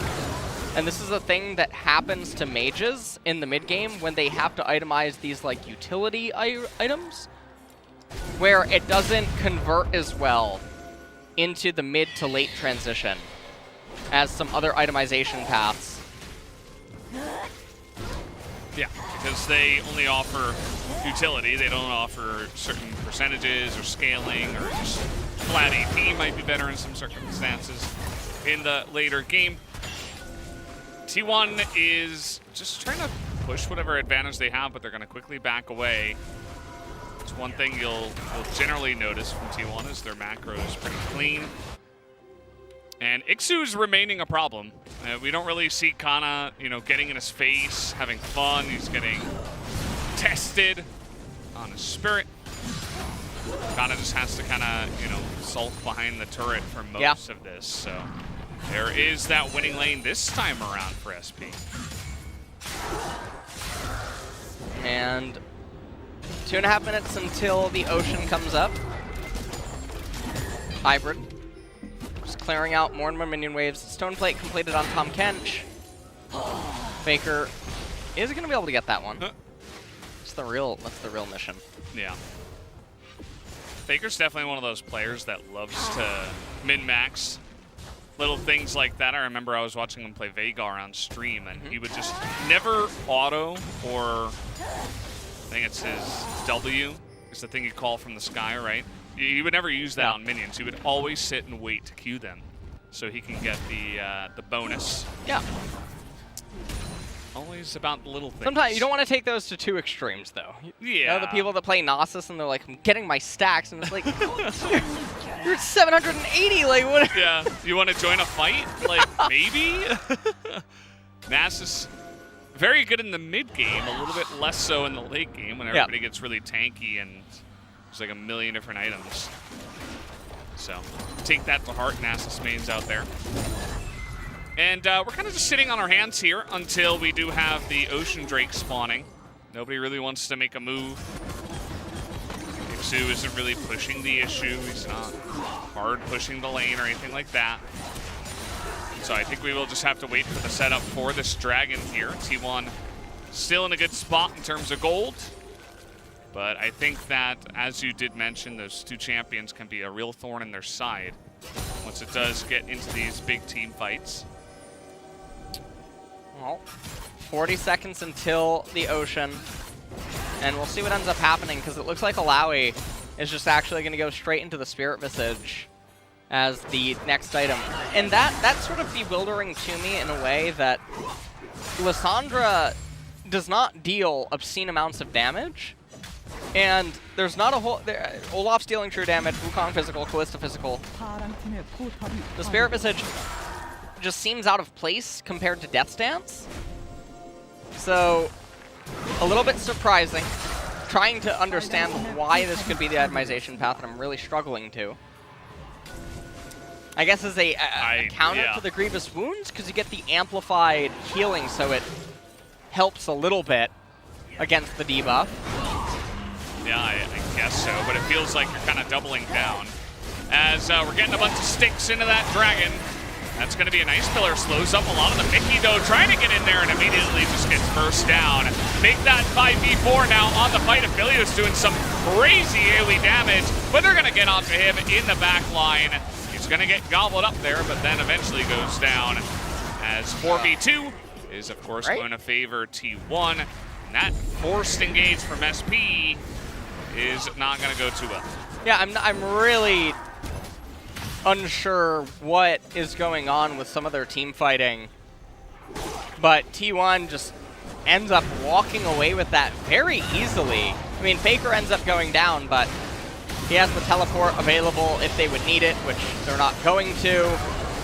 And things are just looking very grim now at this point, because T1's Baron, they should wait. Well, it's not even going to matter. I was going to say they should wait for Faker, but he's going to be up for it, so matters not. But let's just take a look at this one more time. So, watch Mickey in the brush. Now, this is the part of the problem with Nautilus and also Lissandra, is that when you try to engage into T1, rather than vice versa, you can just get popped immediately. So, Alawi's getting a lot of value, but so is Teddy on this Kalista. And you just take a look at what's happening to Aphelios. He actually can't 200 years this team fight. And Aphelios doesn't like when he can't 200 years. That's not a very good thing for him. So Knock Up City ends up being what happened. 6,000 gold lead right now for T1. Threatening Soul Point, and with LeBlanc going into Banshee's Veil as her second item, things are not looking very good. Yeah, her second item. Important to emphasize that, as we're 25 minutes into the game. She's behind, and she's going for safe itemization. We talked about how that's generally not a good idea.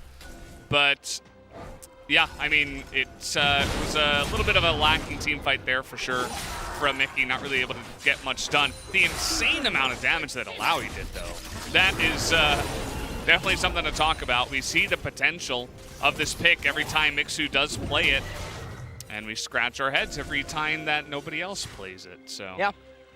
Would love to see it more. We'll have to wait and see, as Faker is 11 life right now in the 1v1. He's up a level against Mickey, and they're just trying to suffocate SP with their Baron. And we'll see what they can manage to do.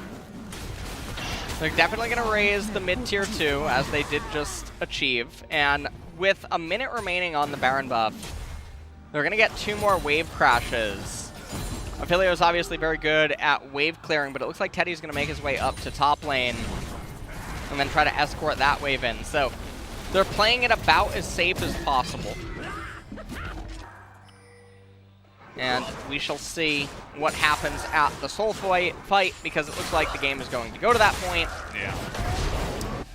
And they are playing very safe. I feel like T1 kind of, they get more bonus points from the coach based on how few times they can die in a game or something. It always feels that way. They try to avoid any kind of risky situations, especially from ahead, which I feel like, you know, will give you the better chance to win, but it's not super fun to watch. As, okay, we're just gonna try to burst down Kana here as much as possible. As, okay, gonna get gobbled up here, trying to save that Alawi, but it's not really gonna work out too well. And so, Oh, and Teddy's just going 1v3 right now. They're just going to chase him down here. Effort, looking for it. Just going to go for the ultimate kill as the bloodthirsty support gets what he wants. And Teddy that's it. is just going to pull the sticks out. And in about 27.5 minutes, that will be a very one-sided game once again by T1 here to take the 2-0. Not too much else to say about this from early to mid. And we barely even got to late game. Effort's going to offer a sacrifice to the gods, have a little giggle about it down there in the bottom right. And that will be the end of that one. GG, 2-0 T1. And that's going to be it. Very fast 2-0, very decisive to kick off the first series. Looks like Faker is having a bit of a laugh there with Cuz. And we'll see how SP manage. Oh, okay, well. Mickey does not look very relieved. I'm not sure why that camera shot would have. He looked very very sad.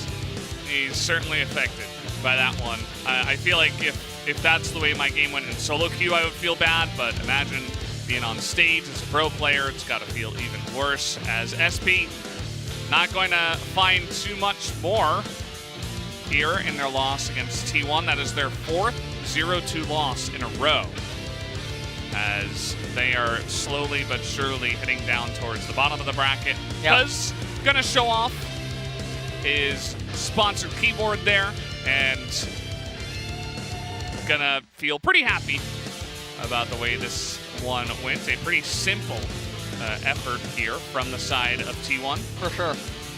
And this is good news for them, good news for T1 fans as well, as with DRX having dropped their game to KT yesterday, things do get a little bit more dicey. But Damwon is now going to be coming up next against Afrika, and that should be a much more exciting series because Damwon have been on a tear. And we just had one of our other teams that was on a big tear fall to a middle-of-the-pack team in DRX. So this is Damwon's real chance to take a big leap forward and have a better mental setup for going up against DRX on Saturday. So this is a really massive matchup for both Damwon and Afrika, because again, there is kind of that middle pack where, 3 teams, KT, Afrika, and Team Dynamics a little bit are fighting for that last spot for a playoff. So they would love a big win over Damwon here tonight. So it's going to be a huge one in about 5,000 years. So yeah, we're going to have a long break, guys. It's 6:34 right now, and we start at 8, or I guess 7:50 on the dot. Kind of weird. The most amount of years that can be present in a game is 2,000. It's Aphelios versus Aphelios and one for all. True. Yeah. What's going on? What are you getting at? Maybe talking about the project Aphelios that Riot's working Nico. Oh no, that doesn't work. No, yeah, you're still at 10. You're nice math. You're that bad. was really good. Good job. Is there any way we can make mirror images of the Aphelios? I guess not. That champion doesn't exist. Yet. Yeah, well, good. There we go. I'm not talking about it. Yeah. No, I have no information. I know just as much as you guys do about the new releases. The 150th champion's coming soon. Lilia's already been announced. She's 149. And then 150. That's got to be a big one, right? That has to be a big one. Do you know who is 50 and 100? Jace is 100. Jace is 100. That's a big project. That's a complicated champion. I think Jace was 100. I'm pretty sure Jace is 100. He came out before I was playing the game, but I remember when I was living at Samsung, previously MVP, I think it was a very big deal when he came out, so I'm assuming he's 100. Okay. Am I right? I don't know. I was asking to learn, not to test. If anyone has that information, definitely reach out to us. I'd be curious about 50th and 100th, maybe even like 75th. Well, speaking of stuff that was going on, these are the highlights from this game. Kana with a good outplay. Mickey was trying to get a lot going this game. This was a very hard game to play from LeBlanc's perspective. and he was doing pretty well early on and early into mid-transition. But it is an insufferable team comp to try to play LeBlanc into. So you can view it from two angles. Either Aphelios and Alawi are off-theme, or the LeBlanc's off-theme. And this is one of the issues that can be present. However, Aphelios and Alawi were very good against T1's comp, but not in any of the ways Solly 1 Prince approached. Any of the team fights, or just even everything just really didn't make sense. We had Spirit Visage second on Malawi, which was very peculiar, because Death Dance gives you MR2. 볼게. 타워부터 깨, 타워부터. 아, 이거 안 된다. 캔치야. 타워만 피게. 타워 깨. Tower 올라가고. first. 야, 앞에 높을, 뒤에 앞에 높을. Aphelios no flash. 2점 넣을게, 이거. 슬로우, 빼. Slow back. 아무 해줘. There's a lot of 앞에 English 높을, 나 앞에 nowadays 잡을만해. on the comms. 꼬아봐. 다시 가봐, 쭉 가봐. 야, 위에 르블랑. A lot of that, 앞에 I'm not totally sure what that has to do with. I think it's the Korean ladder 밀면 끝나겠다. at the highest MMR has a lot of Chinese players that play too. Yeah. And so it also has Southeast Asia players that play rather than playing on Garena, I believe, and then obviously Japan. Yeah. So 잠깐만. there is language or English is used as the communication language between them. 마음이 너무 앞서나 봐. 오케이. 타워에 yeah. 빨리 다가가고 싶은 마음. 나이스. 이것도 또 나름 데미지. Well, not a lot of damage yet again out of T1. Yeah, slow and steady. They don't, I feel like this was probably above average in terms of a series for them in 2 games where they get an above average kill count in their games, but especially because of game 1, that was like 20-6 or something. Yes. So, a bit more action than T1 is used to, but I think that Solly 1 Prince also is always welcoming the action, so that was definitely factoring into that one.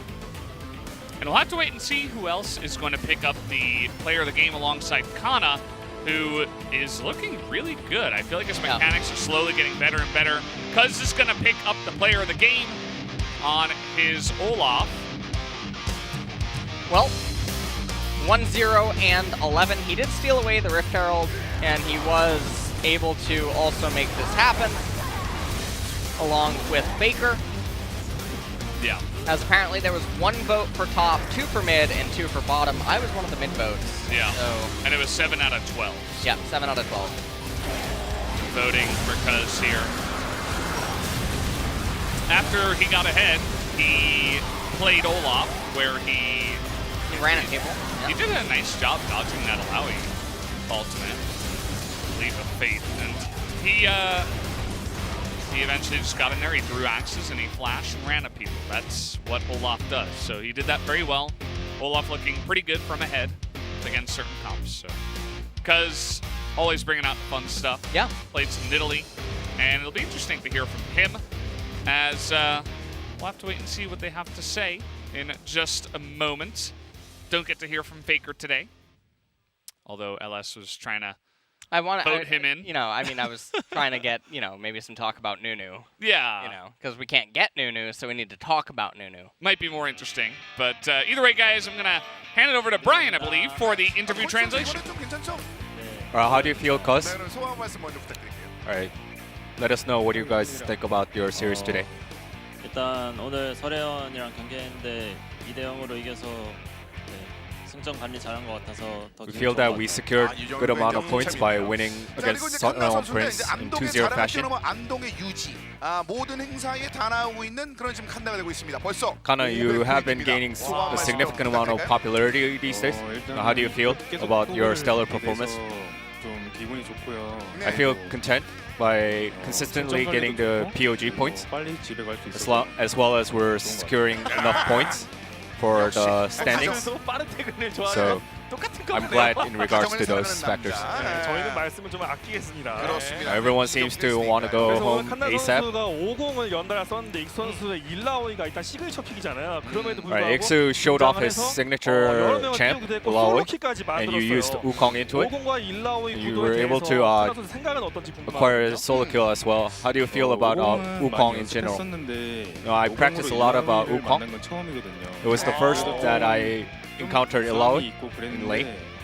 I had some pressure on my shoulders because Iksu is a very proficient Illaoi user, 소문대로 but 아니었나요? I was able to 이거는 좀 뭔가 untangle 다른 the 느낌이 있었던 것 laning 같은데 phase with ease. 연습하기도 쉽지 않은 상황이었잖아요. 뭐 어떤 부분이 좀 놀랐었어요? It wasn't a easy situation that you had in the past. How were you able to get through the laning phase? 그리고 뭐이 No, I 자유의 felt 기도를 like 했어요. he was very proficient with his skill use, particularly the E skill. So that was that. And they SP came up with a very strategical combo of Ashe Zara in game 1. What were the reaction from the bot duo in regards to it? Well, Ashe Zara has a very strong laning phase, so they wanted me to cover for them, 별다른 어려움을 and 주지 않았나 보네요. they also requested for vision acquisition as well. 사실 그 LPL 쪽의 그레이브즈의 성과는 달리 이제 한국 쪽에서는 Unlike 그레이브즈에 Graves 관련해서 from 아쉬운 the 점들이 많이 LPL, 나왔는데, 그 a lot of DWG LCK's 구도를 좀 Graves 비슷해서 만났었잖아요. weren't very 여기 대해서는 어떻게 생각하세요? good. 그 구도에 대해서. And what do you think about that matchup? 되게 요즘 안 in the 쓰이고 jungle? 있는데 LCK에서 Graves hasn't been used very often in LCK, so I kind of got flustered when I first saw Graves getting locked on, but because I had experience going up against it, so I didn't really 칸나 선수는 지금 솔로 킬 feel 숫자가 anything 계속 in 늘어나고 particular, 있어요. and I was able to 자신감을 play my 어떻게 game. 보면 숫자로 바꿔주는 그런 느낌이거든요. 오늘 하면서 14번 했습니다. 이 숫자가 1라운드 아직 안 끝났는데 이거 말도 안 되는 숫자 아니에요? 솔로 킬 14번. You have acquired 14 solo kills thus far, Kana, and the round 1 hasn't even been terminated yet. What do you feel, and how do you feel about your performance? My teammates doesn't really care much, and nobody really compliments me in regards to it, so I just take it as that. 이런 거 안 했었어요? 페이커 선수 칭찬 안 해주나요 팀 내에서? Nobody gives compliment to you?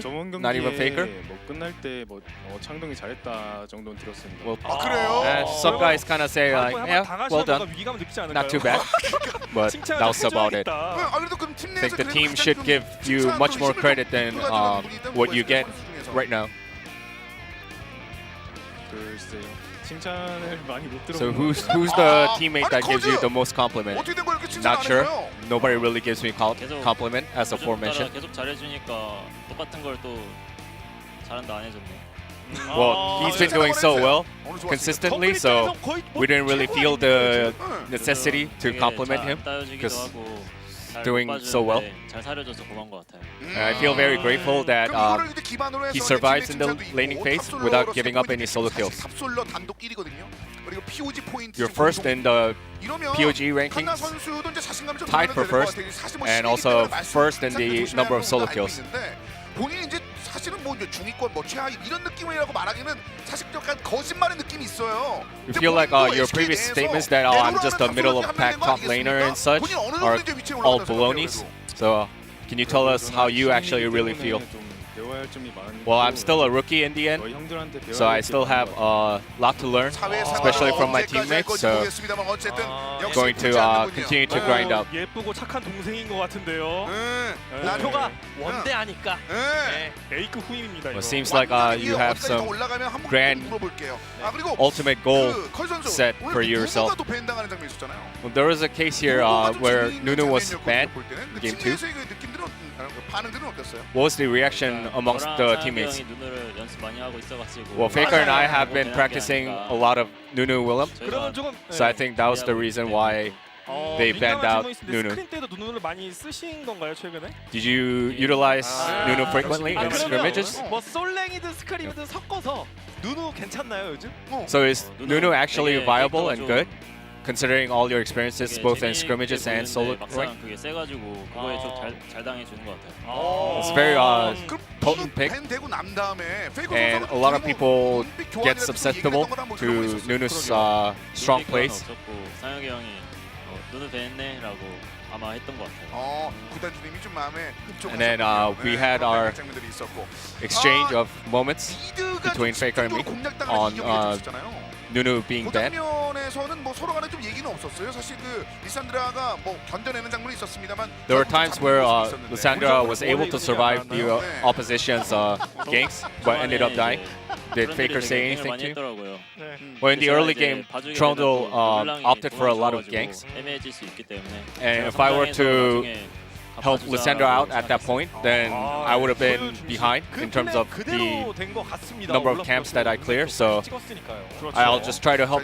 My mindset was just try to help him in the later phase of the game, and I set my priority to developing myself first. 처음에는 사실 동쪽에서 굉장히 좀 힘든 시기를 보냈던 T1인데 이제는 굉장히 좋은 흐름을 서부 쪽에서 느끼고 있거든요. Well, you guys started off in a stumbling fashion in the Eastern Conference. Now you guys are in the West, and you guys have solidified your spot. So 다이나믹스 경기 앞두고 있는데 tell us what your resolution are 항상 모든 for 경기에 your following series. 준비해서 임하도록 하겠습니다. No, we go up against Dynamics. 이어서 이제 칸나 We will 선수. make sure we prep as much as possible and perform just like we did today. We not only have to secure wins, but we also have to secure as many points as possible. So that's exactly what we're going to do in our future series as well. Once again, congratulations on your consecutive POGs for Kana, as well as Cuz. Congratulations. So back to the casters. Thank you, Brian, once again for the translation of that interview. Good to hear from the guys. I think Kana deserves some more compliments as he has been playing very, very well, but maybe they just don't want him to get a big head early on in his career. If he can continue to play like that, I think T1 are in a pretty good spot here as they have moved up to 3rd place after the win. Although Afrika do have a chance to move ahead if they just simply 2-0 Damwon later on tonight. But we'll see how that one does go as, Damwon not a big deal. Is a pretty good team. Damwon is, if they win 2-0, well, no, I'm sorry. If Afrika wins 2-0, they actually pass T1. Yes. And he's listening. Damwon and Afrika, no, I mean, but yeah, Damwon and this is a pretty big match, actually. Yeah, as we were saying, it's a pretty massive one, guys. We're going to have about an hour-long break, but when we come back, a huge match here in round 1 of the LCK Summer 2020. We will be right back.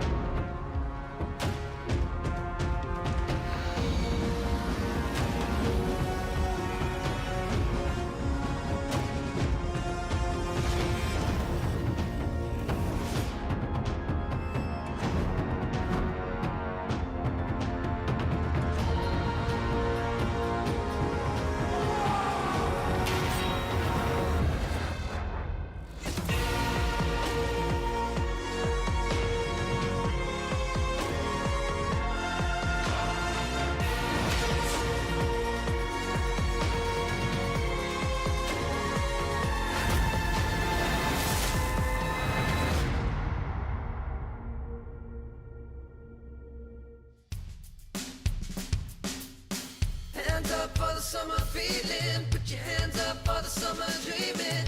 Hands up for the summer feeling. Put your hands up for the summer dreaming. Hands up for the summer feeling. Put your hands up for the summer dreaming. Turn back the tide, ignite the feeling. Rewind your mind, summer dreaming. Two hearts collide in the evening. You make me feel alive, that's what I'm feeling. Whoa, whoa,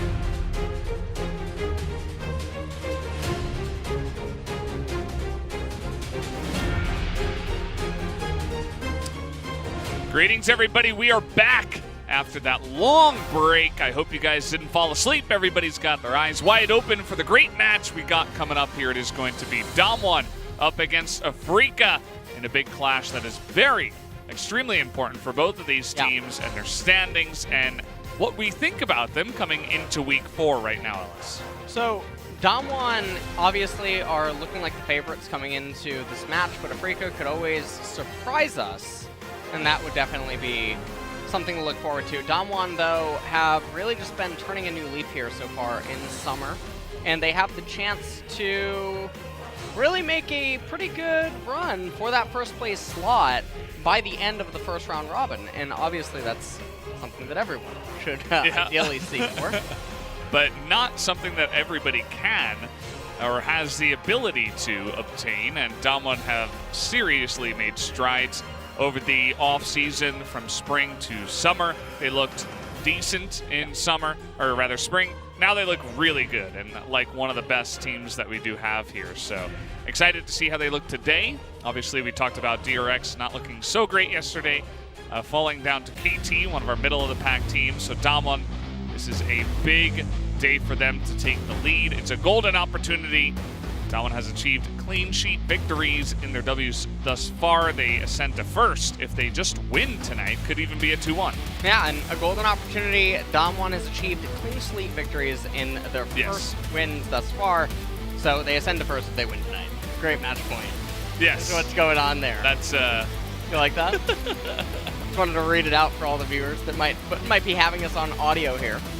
The ultimate showdown between top laners that represent LCK, Almighty Nuggery versus All-Around Keen. And so this is going to be a big matchup. Summit, obviously, was one of the big names thrown around with these two that has fallen off so far in summer. He's been... I mean, his team has been winning recently, though, so that's good. We're part of the Big Five now. Afrika proclaimed to be one of the Big Five. Can they solidify their position by taking down Damwon? And that's very important to remain on the left side of the standings. Yeah, you want to get ahead of KT and Team Dynamics, who are your two main competitors for now. You can see that the average Baron power play is that stat down on the bottom side. They don't get it super often. You can see that they've only got 43%. They're 6th in the league, but once they do get it, they pop off big time, even more so than Damwon. Yeah, and you can see Damwon, I mean, on the left-hand side, though, they're KDA first in the league, average game time. They are the fastest team in the league versus the slowest team, apparently. So this is going to be a very big difference of attempts to play. And Baron percent, obviously, you already mentioned. Afrika doesn't always get it the most, but Damwon, however, does. And Damwon's average Baron power play is pretty modest, coming in at 4th in the league. There's going to be no surprises here for the lineup of Damwon. I don't know if we would see Nunu out of Showmaker. I don't We got robbed. So, yeah. I don't see Showmaker bringing out a crazy pick like that in a matchup like this. Although we'll see if they win Game 5. Who knows? But Showmaker is our biggest fan of going home fast. Yeah. He likes to win games fast, as we did see. And he talks about it all the time in the interviews. He's like, I'm very happy we won 2-0 so we can go home fast. That's what he says, like, every single time when he inevitably picks up player of the game for one of his performances. As over on the side here of Afrika, no surprises either. Their main starting roster will be starting again tonight up against one of the strongest teams in the league. And key player matchup, as it was already mentioned, Keen versus Nuggery. As Keen has a lot of second and third places on his stat sheet, whereas Nuggery, they're not showing the isolated death thing here, so No. he doesn't have that. They're rigging this so that it's all first places on the side of Nuggery. And KDA, fourth in the league, he does die a lot. He does. So we shall see what is going to end up happening here today. This is a clash of probably the best two top laners right now in LCK at this point in time. And Valdez, I know that you said that as you were coming up onto the desk, you saw a certain champion being practiced. A little sinful. Yeah, I don't know if anyone can guess which side of the arena we're on right now. Maybe if you try to work out some angles, you know, maybe get out your calculator and make a graph or something. But it was a certain top laner on one of the sides. I'm not going to name who is playing a certain scaled champion that we're not very happy with in the top lane. We'll see, though. You know, he could just be practicing some mechanics, and maybe he likes to practice that champion for some odd reason. But we may be seeing that here when we do go into the games. The pick ban, always going to be interesting, especially with LS on the desk. What does that mean? To give us our very heated discussion about what went right and what did not go very right at all. I can't believe you do that. Here you go, Ellis. Take it away. It's your time to shine. Give me my pen back. Got to write down this pick ban. Well, Damwon are taking a while to decide on what their first ban is going to be. And it's going to be the Kalista. Jace is banned away next by Afrika. And so maybe their attempt is just going to be to solely focus on Nuggery.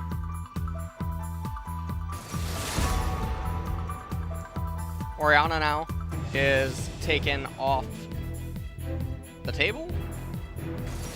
Orianna is not a common ban at all. But Fly had a couple of insane performances the other day, one of them being on Orianna. So they do not want to play against that.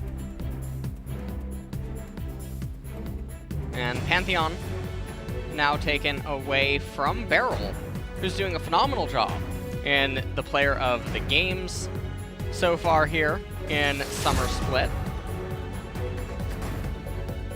And Volibear is going to be the final ban. So Afrika, Varus, Aphelios, and Ezreal are still open in terms of the 80 carry pool. We'll see if any of those do end up getting targeted away.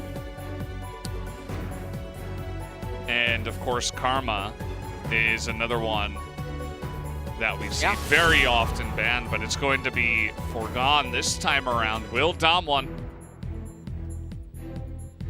take that one right away here? It's a very common B1 pick. Yeah. One of the strongest in the entire game right now for B1. But no, Twisted Fate is going to be B1'd instead. And now without Pantheon to match him, there's a limited range of options that can just outright match the Destiny Gate. Obviously, Galio is a champion that can come in and try to do stuff. Maybe they'll just lock Varus here, or Aphelios, as they're hovering him. And we'll see if they do elect to lock him in. Seems like they're taking their time with their bans today. Every single selection is down to 0 seconds. Except this one. This is a very common duo in the bottom lane. Wouldn't be surprised to see the Nautilus here. Nautilus was picked up. Now, it's coming in blind. So, at this point, Varus or Senna could both actually come in, and then you pair them with a counter pick in the support department, and everything would be pretty much A-okay. Set being hovered right now, and I assume that that will be for Barrel, more likely than not. Obviously, Set does retain the ability to be triflexed here. Top, or actually Quadra, I suppose. Ooh. Yeah, that's the thing. You can go everywhere, but with TF, maybe not. But you were right on the money about the Senna or Varus. It was going to be one of the two. They're going to go with Varus here for Ghost. He is 5-0 on Ezreal. Yep. But other than that, he hasn't played too much. He's got one win on Varus. And the thing for Afrika at this point is now their bot lane is looking a little bit rough. Let's see what they try to do here. They're going to actually pick up the Olaf, and they're going to try to play for soul control, I guess. But this is obviously already now a gamble, because Damwon with AP Twisted Fate, Lethality Varus, they're outranging you, and they can just poke you for days, and now you have to worry about Nidalee, essentially, at this point, as a ranged jungler that can keep up with you. Not that we're going to see it, but Karthus could also be something. And I mentioned that solely because of Canyon. Yeah. Was one of the original Karthus players here in the LCK. True. He's also got a game of Fiddlesticks under his belt. I don't know if we're going to be seeing that one necessarily, but kind of interesting that he's one of the junglers that has played it. Mordekaiser off the board. We've seen lots of Mordekaisers fall really flat in recent times, but it still gets banned. And you were talking about Nidalee. She's also going to hit the list. And with her being removed, we'll see what kind of jungler Damwon does elect to take. Another option, I suppose, would be... Yeah, and there's the Galio to answer the Twisted Fate. Maybe they just try to handshake it. Obviously, Syndra is still open, but Fly probably does not want to play her into TF. He might just actually take a traditional pick.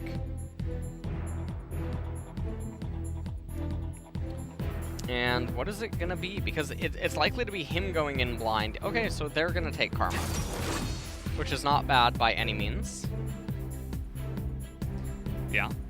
Does mean if they go with a AD carry top, their only source of magic damage will be Karma. Of course, Olaf has some true damage, but she oftentimes in the late game only offers a little bit of burst of magic and then kind of falls off from there in terms of damage. So it will be interesting to see what Keen is looking for. Of course, the Karma can also be flexed into the top lane. This guy, though, the Lee Sin, is going to be locked in. A lot of LCK junglers have been talking about how they do enjoy that, and okay. That was an interesting over there for a moment. Looks like that set is probably going top lane. Yeah, it seems like it's going to be top set. Okay. Maybe they were having deliberations on if set was going to go top, but no, it's going to be Camille. And so a very strong 1-3-1 now is available to Damwon with this team composition. And Afrika, let's... Oh, man. There he is! Oh, God. There he is! Just kill it with fire. Like, what? Renekton is... There it is. The Look at how happy he looks. Yeah, the R5 Renekton. It's me again. Oh, man. R5 Renekton. We were talking about this in the beginning. I saw him practicing it. Yeah. And they were on blue side, or rather red side first. So, you know, he essentially wanted to pick this into a counter matchup of some champion that Nuguri likes to play. The Wukong was available. Jace was banned. Those are his two most played. But his Camille is 1-0. So interesting that he sticks with the Renekton. And that is going to be very interesting to see if he just gets clapped in the top lane, or if he can actually do anything up against Nuggery.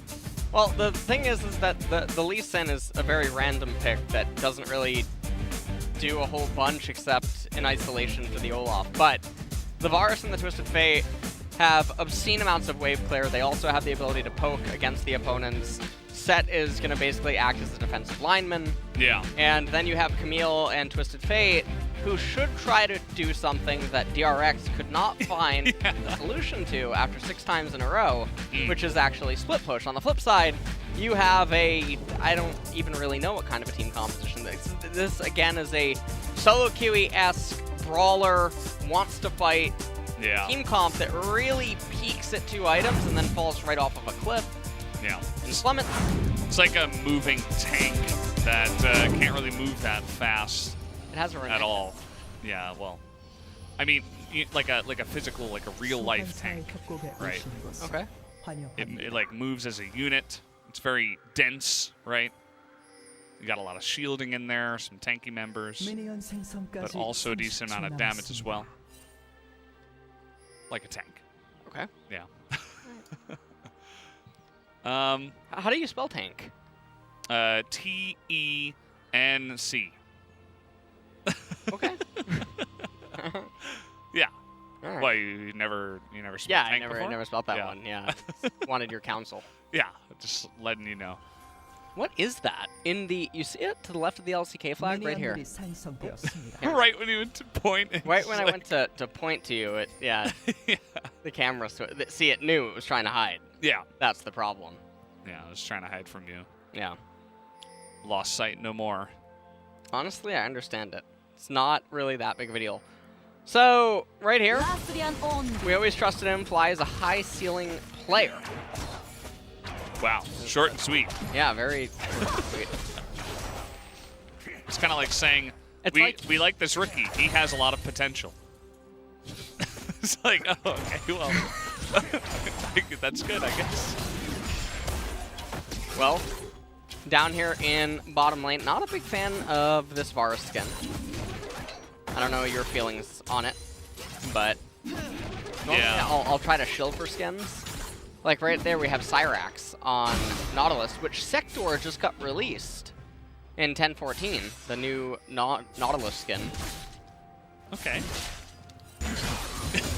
You have no idea what I said. It's totally fine. I feel like you're just making up random like sci-fi terms. It's not even associated with any pop culture at all. It's totally fine. Well, meanwhile, up in top lane, Renekton, in theory, should be okay against the Camille, but if Camille ever gets ahead, then things just are very, very bad news bears. So, Nuggery, rather than opting for a cheater recall, pushes in the wave, gets intel on Olaf instead, and so now it's going to play out the lane as normal. Not a whole lot happening here. Lee Song continuing to farm up. LCK total. Oh, okay. We're getting optimistic. The flash forward, and the last auto nearly got him. And, well, that's not going to land, and now Beryl might just go down here.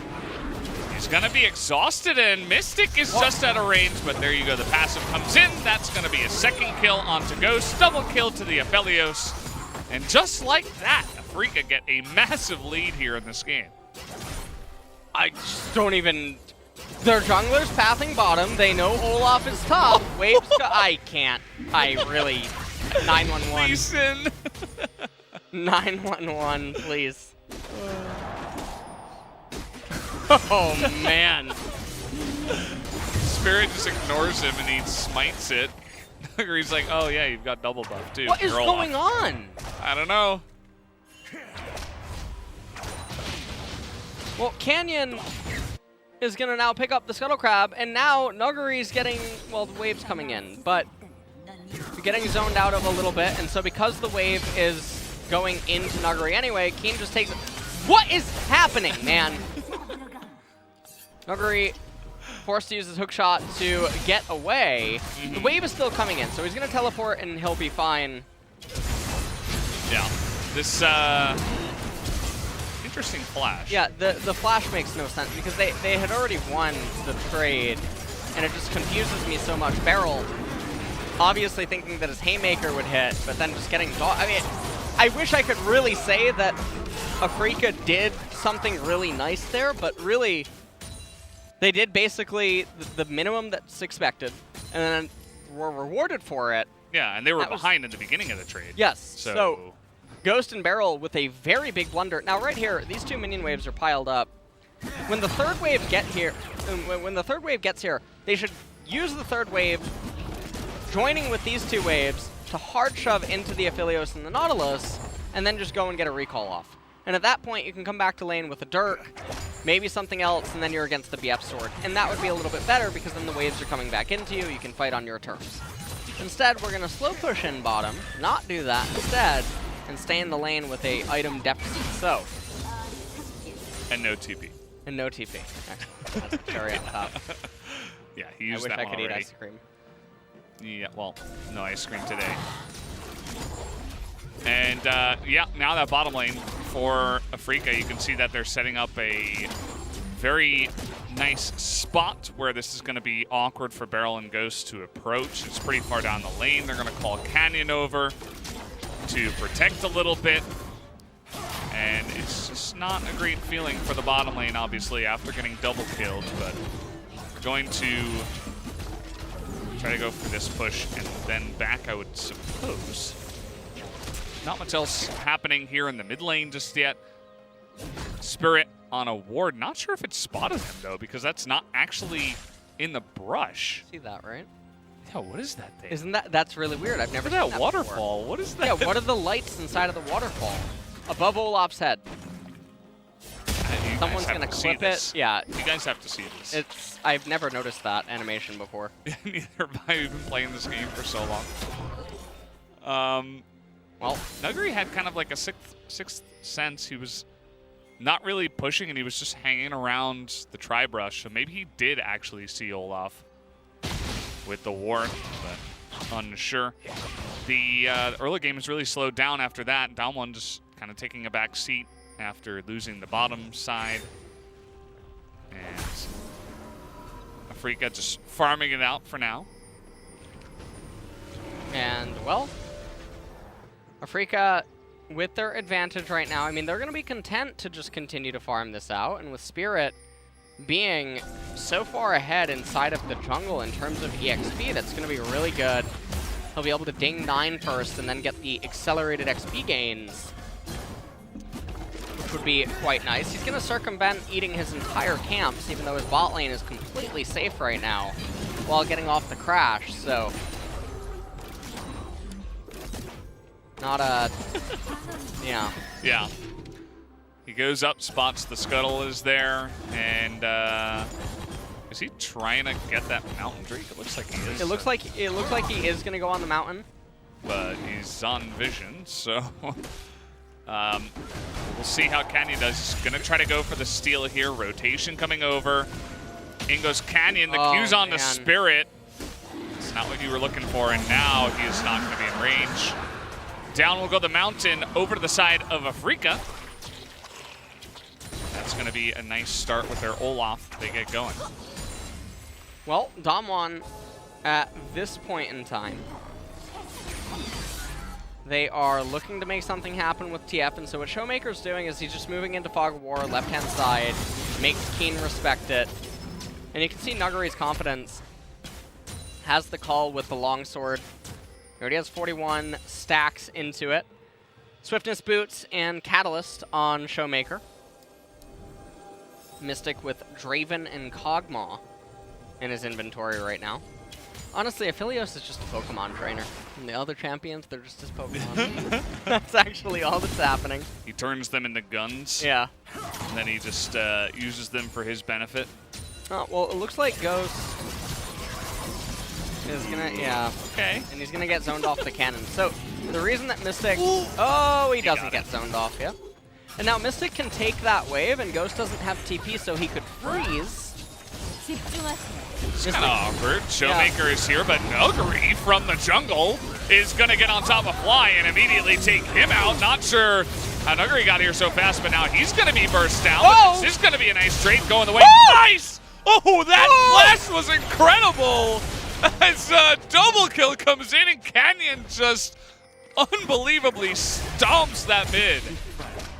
Skirmish, that was crazy. That was like an anime. I'm not sure. What am I watching? That was, you know, all right. I mean, I guess in those instances, it looks a little nice to have a Lee Sin in the game with the pog kick. It's all for show. That is exactly what it is. But meanwhile, down here in bot lane, Mystic elected not to freeze, and so Ghost is getting CS that he otherwise would not have been able to walk up and achieve or consume, get, eat. What? I can't speak. Eat. Eat's fine. That's what Eat they say in Korea. Yeah. Yeah. It's like hungry, hungry hippos. Yeah. The champions. Exactly. Yeah. Just gobble them up. We gotta see this again. Yeah. So let's take a look at what happened. So Nuguri able to come in flying from the jungle. They kill Fly. Now right here, Showmaker, because Ragnarok's active, he should actually let it cycle the blue card for more damage, given that the stun doesn't actually do anything. And look at the kick. That flash in front of the dredge line. Wow. Yeah, a lot of these Downwind players, they are insane mechanical beasts, and Canyon does it, Beryl does it. We've seen him do it before on the Thresh. It's pretty insane what these players are capable of. And right now, Showmaker is trying to keep the waves shoved in at this point in time. As, all right, goal difference over time. They have managed to almost negate it. Now, Nuguri could, no, we're not. He's got this ability that like sweeps in a fan, and it clears the minions pretty effective. Okay. So we're gonna do that instead. And it's not like there's a Rift Herald or anything on the left-hand side. So, like you have a Lee Sin coming up, and you want to make a gank happen, and he has control wards, which means that he could just control ward the River Brush, and then if you're freezing and Renekton walks up for the wave, it's a very easy gank setup. This requires Keen to make a mistake in order to make the gank work. So, well, this is a 3-on-1. Keen is going to get pretty far ahead, and down he will go. And here comes Fly and Spirit, though, trying to 2v3 rather. As, okay, Spirit on the Olaf, showing exactly what that champion is capable of. Fly tries to get in there with the Ignite, but he's got a Lee Sin nearby, and Fly is also going to go down. As I feel like the dominoes are falling one by one extremely rapidly after they got styled on in the mid lane. Well, Damwon now are just going to summon the Rift Herald up in top lane. And this is going to be a very far ahead Camille. There's probably zero chance Renekton will try to just keep the wave in front of his tier 2 top turret and then hold it there indefinitely. When the replay comes up, I think that a lot of people are wondering, well, what's the mistake? And we'll talk about that when that happens. As we're just waiting for that, because we would assume that it would come up before the dragon, as there's a little bit of downtime with people recalling. Yeah. And no, Spirit is just going to actually start it up. As top wave getting shoved out right now. Spirit's just going to pick this up. And now, if you're a Damwon gaming fan, ideally, you're getting Ocean. Infernal. Infernal is going to come up. And Ocean would just make it pretty impossible for you to lose, even if a free kick gets their green fights. Now, the reason this is a mistake is because the wave is coming into Keen, and Keen can just let that happen. He doesn't have to take the trade. So he doesn't need to be standing where he's standing. He doesn't need to take this team fight. Showmaker goes for the gold card again against Ragnarok. Should be blue for the extra damage because the stun doesn't do anything. But oh, you stopwatch too. The issue here is that they're accounting for Keen to make the mistake before it happens. We got him. And then right here, the blue card could have been locked in right away. He's just saying like, yeah. He's responding. He's calling for the shield. Yeah, shield.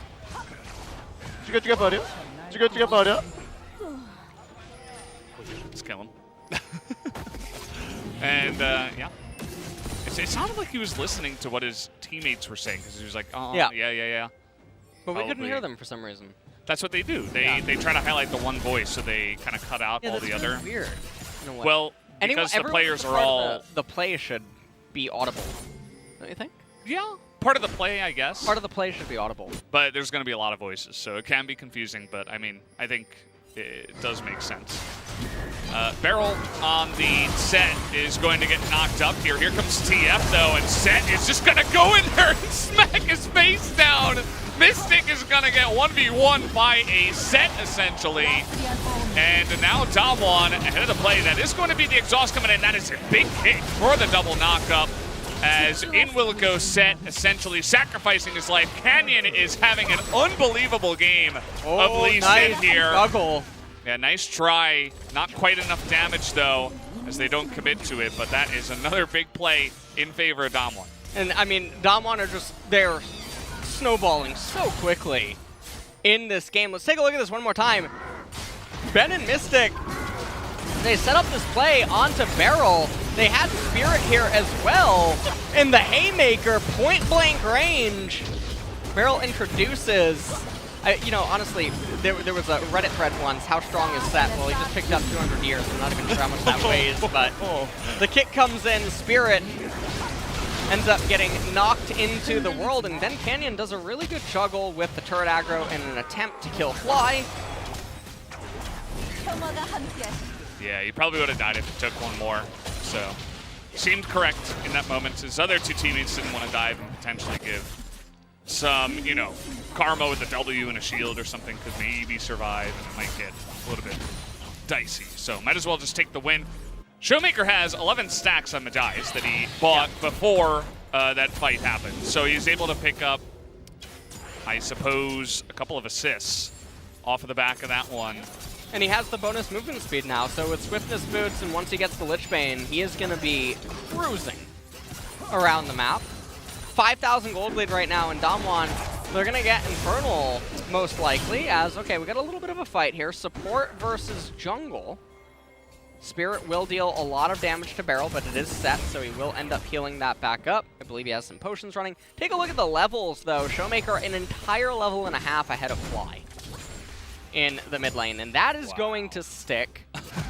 Canyon is also about an entire level for Spirit, and now he will be. Yeah, he is just all over the map. I mean, obviously he's 7-0. Now he's about to hit Legendary. Okay, so that's the reason why he's doing insane damage. Gonna throw out that cheeky little Volibear, and he's just everywhere. And I don't know if they think this is safe. This is not safe.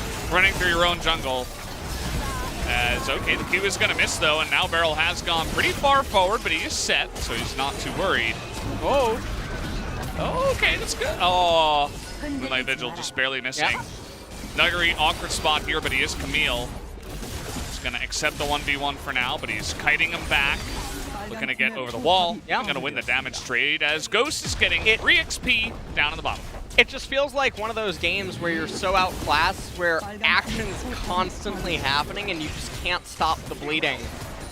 And right now it does not look like Afrika is going to get any aid, and given that there's not even like a soul point that they could hope to help coagulate the blood here for them, it's not looking too good for Afrika. As Spirit, I mean, he just runs headfirst into the jungle for no real reason. His mid laner is so far behind, he should never be trying to make plays like this, and then Keen even is down quite a bit in the XP department. So everything just falling apart. Yeah. Remember when the bottom lane went for a really boneheaded play and they gave a double kill to the Aphelios? That feels like years ago, if I may. You know, maybe like 2 or 3. All right. Not a big deal. Definitely not 200. Yeah. Well, it wasn't that long ago. But it certainly does feel like that little play is having 0 effect on this game. Like, it doesn't matter how fed Mystic is right now, unless they can really extend this game. And this is one of the other strengths of Varus, is that his items come online faster because they're cheap. Mm-hmm. And so his power is very, very gross. And right now, it doesn't matter, like you said, Mystic, he's 2-1-1. He just got his second core item, but the Infernal Dragon already went over to Dom1. So there's nothing causing Dom1 to fight right now. Unless it's going to be on their terms. Go's getting some chip damage here in mid lane, but not a whole lot of action happening. 7,000 gold lead for them with the better dragon relative to how it will scale. Yeah, and they're just gonna stack them up. I think. I don't think they're gonna try to get in their faces. And look at this, DRX. Yeah. Yeah. This is a pretty good strategy. You guys may have heard of it. Let me just take a look at the mini map here. Let me show you where they should really be looking at. Right there. Oh, mid lane? Yeah. Just run it down? 5 in there. 5. 5 mid? 5 members mid. Okay. ASAP. K-Ram. Yeah.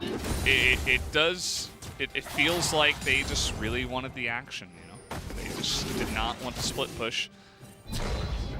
Especially that last play. There was like a minion wave on the inhibitor turret. I was watching that with my face in my hands.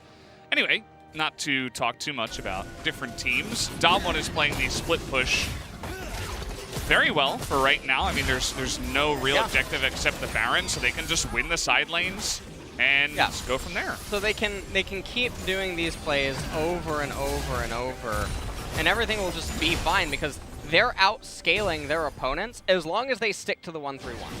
They're absolutely outscaling them. The Lee Sin will be more worthwhile than Olaf. I mean, it doesn't take much. You just have to be able to breathe. And then the Aphelios, unfortunately, won't ever be rewarded unless the opponents all suddenly become of one mind and decide to DRX it straight on top of it. Yeah, we kind of, unfortunately for DRX, created a new verb after yesterday's games for how not to split push. And you can see that the only gold lead that Afrika still have, somehow, is in the 80 carry position. That's because of the early game, of course, and the plates from the pressure that Aphelios got from that win. But other than that, massive wins. You can see just how crazy TF can get. He's nearly 4,000. Oh, he's already over 4,000 gold ahead of the Karma. He's level 15 to level 13. He is so valuable right now. His net worth is gigantic. Yeah, it really is. And okay, Varus. Yeah, stonks. His stonks are definitely up right now. Yeah, look at him.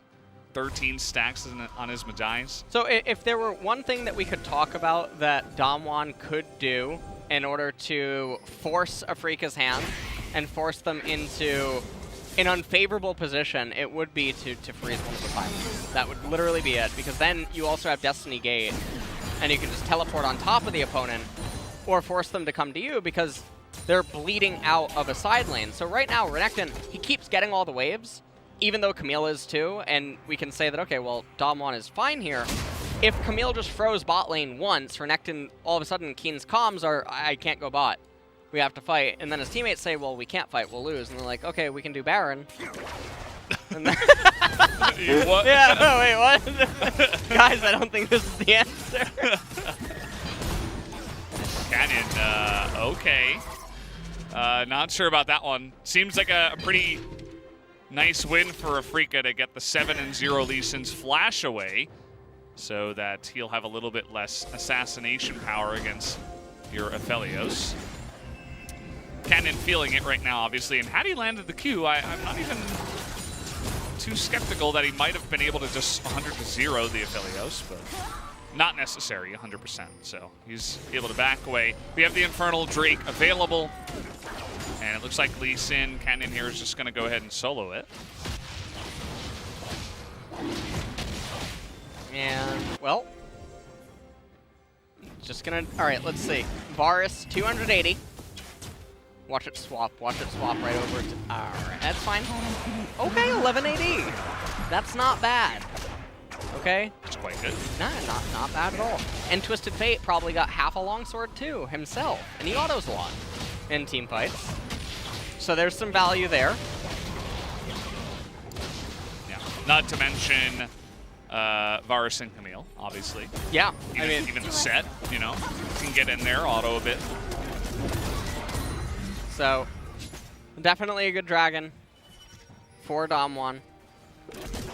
And at this point, there's really not much for Afrika to do. If Damwon wants to be so okay, they're just gonna burst down Keen, but again, there is Karma. That's a nice chain of corruption right onto Ben. He is toast. As eventually he goes down there, Nuggery gonna catch another one. Spirit didn't want to use his Ragnarok, and he is actually gonna hold on to it.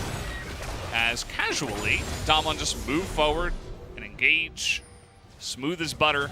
Not able to get the kill onto the Croc, but they're still able to get a nice little advantage there, and now they're just gonna go for the Baron. They're gonna kill the Blast Cone. That way they cannot get Baron stolen away from them as easily by an Olaf. This one has Flash though. Yankos did not. All right, here we go. Well, Barrel is gonna get low, but it doesn't matter. He's set. Mystic doing a nice amount of damage in that back line. He's going to be able to nearly take out Nuggery. Spirit in the front line. He's got a Karma. As well, that Moonlight Vigil wasn't what you were looking for. As can they burst through the shield? Yes, they can. 1 gold card and a dream. It's a very realistic dream, though. As they're just going to take out that Aphelios like he meant absolutely nothing. Nuggery returning to the split push. There's no Renekton. And they're just going to get to work on the Baron. That is rightfully theirs. And they're going to be able to pick that one up. This is going to be an extremely fast victory for Damwon. Baron goes over to them, and the gold lead is just so gigantic. Let's take a look at how this all transpired. So, Afrika felt like the time is now. Nuggery goes over the wall onto Keen, deletes about 85% of his HP. Ben just gets locked down. And DRX is just doing very, very good slow and steady execution. Caitlyn and Kog'Maw on Mystic, switches over to Cog, and then everyone running forward. Really nice face breaker. And then a defensive superplex to actually reposition, as Camille even managed to get away from Mystic. Mystic looks surprised, actually, by that, as the cleanse very late. And yeah, 200 tears, not enough it seems. Yeah. Showmaker with 1 gold card in Lichbane. He took away immediately 30% of Mystic's health.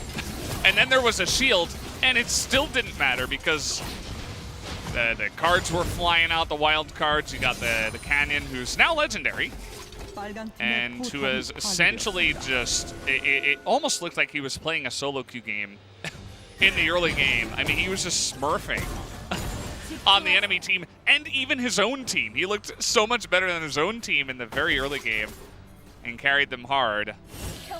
And here we go, 1-3-1. Imagine that. And we'll see what ends up happening, as I can't imagine a world where Afrika ever manages to realistically defend this push. They are down 15,000 gold almost at 28 minutes. And their team composition has a Renekton, so. And don't forget about Olaf. Yeah. 2 peas in a pod. I know. The duo, they love hanging out together, but they're not good for each other. Well, that's going to be all of the inhibitors falling. And they still have Baron. Remember, their Baron power play was 4th in the league. It's actually going to be above what they had as an average. Yeah. So they're gonna gain some more stats. Says, okay, see you later, Mystic. Oh, he is gonna survive actually, but finally he goes down. Will the Lee Sin die? Is the only question I have, and the answer is going to be absolutely not. A clean sweep ace as Damwon crushed Afrika in this one. We're gonna have a little bit of Gangnam Style after that game. And there you go. Even Ghost has this smile where he's like, I can't even believe it. Immediately looks at Canyon. He's like, what did you have for breakfast this morning? The bot lane very out of place. They're like sheepishly smiling, like, thanks guys. Remember when we got double killed at level 2?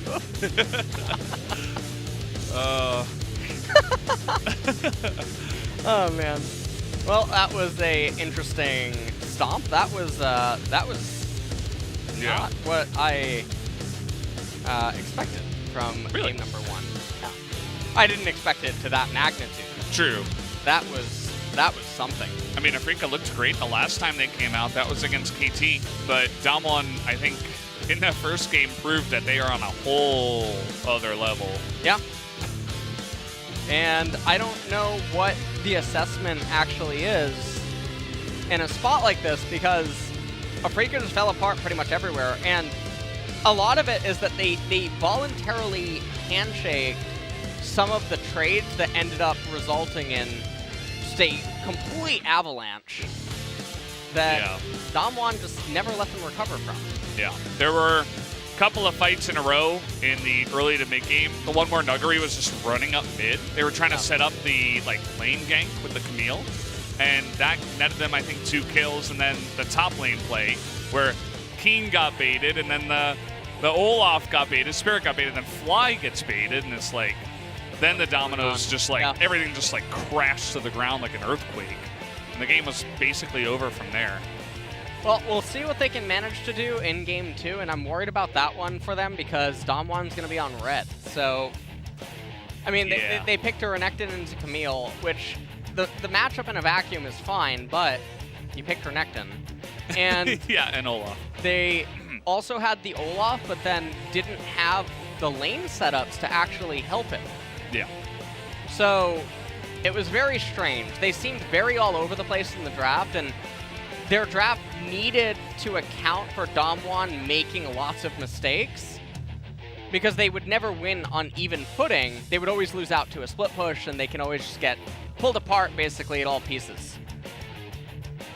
Pretty much. Those are some significant damage numbers as a team from Damwon in a 29-minute win. They got nearly 20,000 gold ahead. And yeah, after that short early game, the game was theirs, and I'm not sure how Afrika are going to come back from that. Everybody was in deep thought in the coach's room after that game, trying to figure out what went wrong. And I think it starts with the draft, Ellis. The draft's definitely a part of it, but also Keen handshaking that trade in front of Camille. The mid lane fight as well. I mean, bot lane started off completely fine. Yeah, exactly. So they showed some promise in the very early game. Maybe they can do something in game number 2, which we will get to after a short commercial break.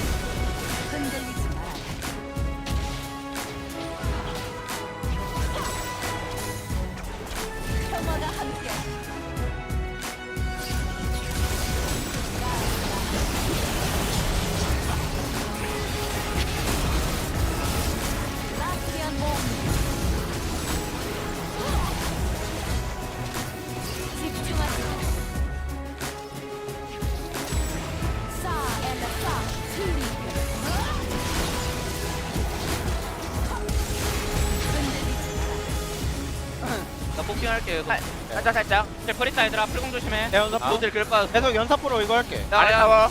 봐봐. 앞에. 잡았어. 올라프. 잡았어. 야 싸워. 가자. 다 죽여. 보자. 파랑이 좋겠군. 미안합니다. 빠스 좋다야. 막타 줬다 내.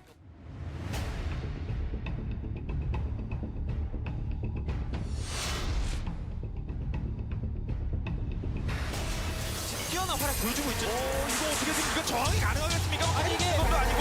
자 아무리 저면 전멸. 그래도 체력이 없어. 체력이.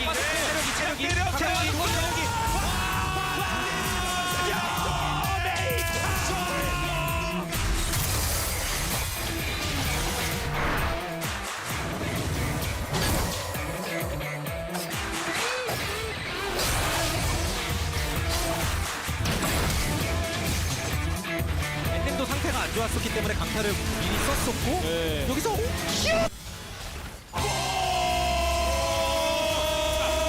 버저비터 같은 뭔가 자 일단 치면서 생각하고 있죠. 근데 위에 먼저 라스칼이 먼저 쳐놨고 카메라를 많이 댔겠는데요. 여기서 뭉치고 먼저 기절해놓고 그다음에 들어왔죠. 근데 이게 캐리 먹겠어요. 테디 쪽 이게 타이밍이 하나가 뒤지고 하나가 대박으로 하나 대박 들어가고 안으로 들어가고 시가 아니 이게 여기서 다 되고 밀고 들어가 밀고 들어가 비기니까 이제 뒤쪽 탈출 못했고요. 기원이 한 방에 T1. 아니 이거 끝나나요 이거?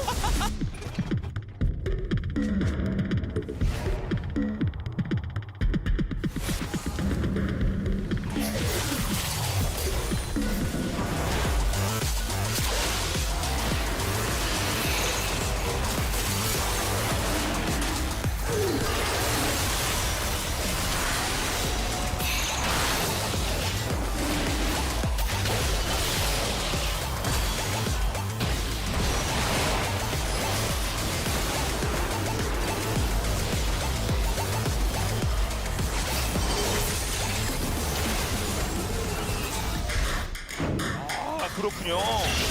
파이프 죽고 그다음 캔도 죽었고요. 어떻게 재우고 나눠서 잡았죠? 다 왔다.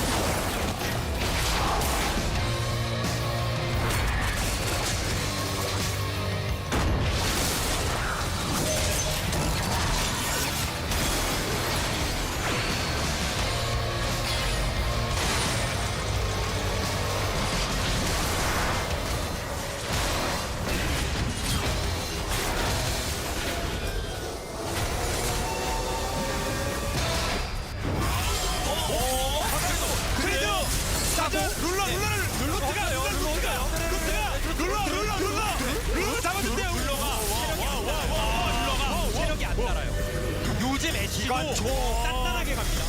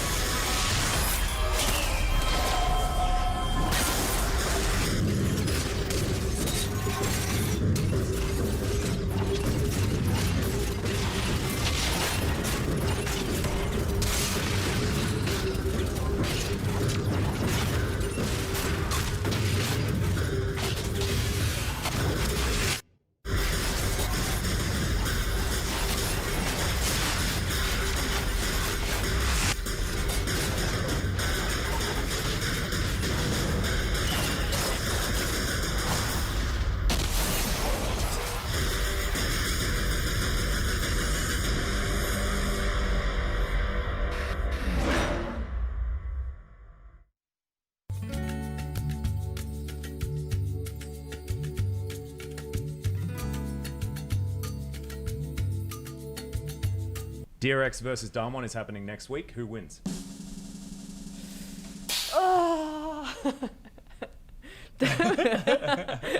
In your waters, who do you think's going to win?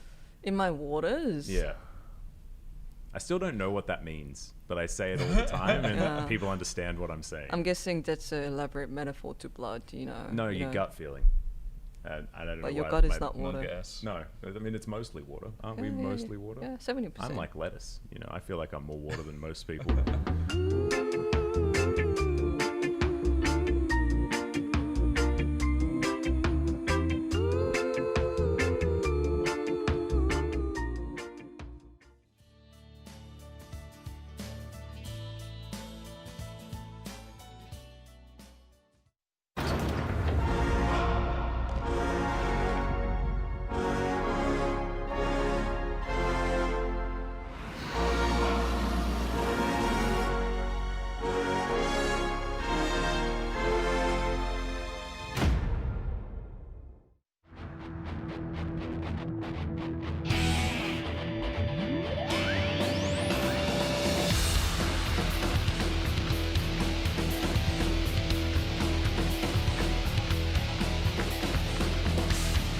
Welcome to the post-game analysis of Game 1 between Damwon Gaming and Africa Freaks. Damwon was able to take the first game. If we recap the draft phase, then both teams took champion compositions according to their styles. The Damwon took TF Camille to bolster their solo laners. And Africa Freaks took Mystics Aphelios, was his comfort pick. And Aphelios was able to single-handedly carry the game if the opportunity was given, however failed to do so. And despite picking TF blindly for Damwon, whatever counter pick comes out from Africa Freaks, I think Damwon was confident in any matchup available. And TF played a critical role in terms of decimating Africa Freaks. Africa Freaks started off with a great double kill in the early game, and maybe Mystic, hopefully Mystic can carry the game. However, Damwon struck back.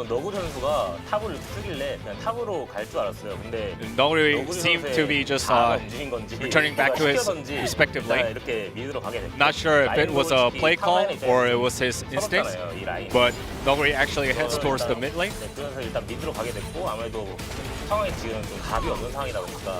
And because the situation is quite dire, so they wanted to keep the hero, but Africa Freaks actually engaged towards TF in the mid lane. Actually, it worked out perfectly well for Damwon's case. Damwon had to make a play because they started off pretty miserably, giving up 2 kills in the bot lane. And everyone actually congregated towards TF from the both sides, and then the skirmish occurred. And Africa ended up taking a lot of losses. Also, Renekton not tagging along with Camille to the mid lane, but stayed in the top. And I think Keen didn't expect such a catastrophic event will occur in the mid lane and didn't use TP on time to join the fray. And Damwon was able to overcome that early deficit and was able to come back. Once again, Africa Freaks wanted to believe in Mystic and rely on Mystic to carry, but failed to do so. And once again, despite getting the 2 kills in the early game, Aphelios wasn't able to do much. So Africa Freaks changed their game plan into a very bot lane heavy one. And they checked Lee Sin going top and then immediately engaged at the bot lane. So Africa Freaks focus fires set, whereas Damwon focus fired Aphelios. So it's always good for a team that can get rid of the opposition's carry. So Damwon made the correct choice of focusing on Aphelios. And also, TF's ultimate is instantaneous, so as soon as he landed, he was able to gold card Aphelios and inflict damage on it. So this was a very well-coordinated play from Damwon Gaming's end. And despite Africa Freaks trying to make initiatives, they ended up in a regrettable fashion. Alright, let's check who will be the player of the game for this game 1.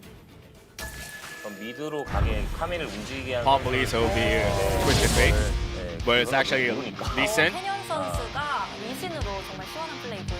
Lee Sin's play by Canyon was very stellar. And without a single death, he carried the entire team by himself. Lee Sin is very specialized at taking down a single target.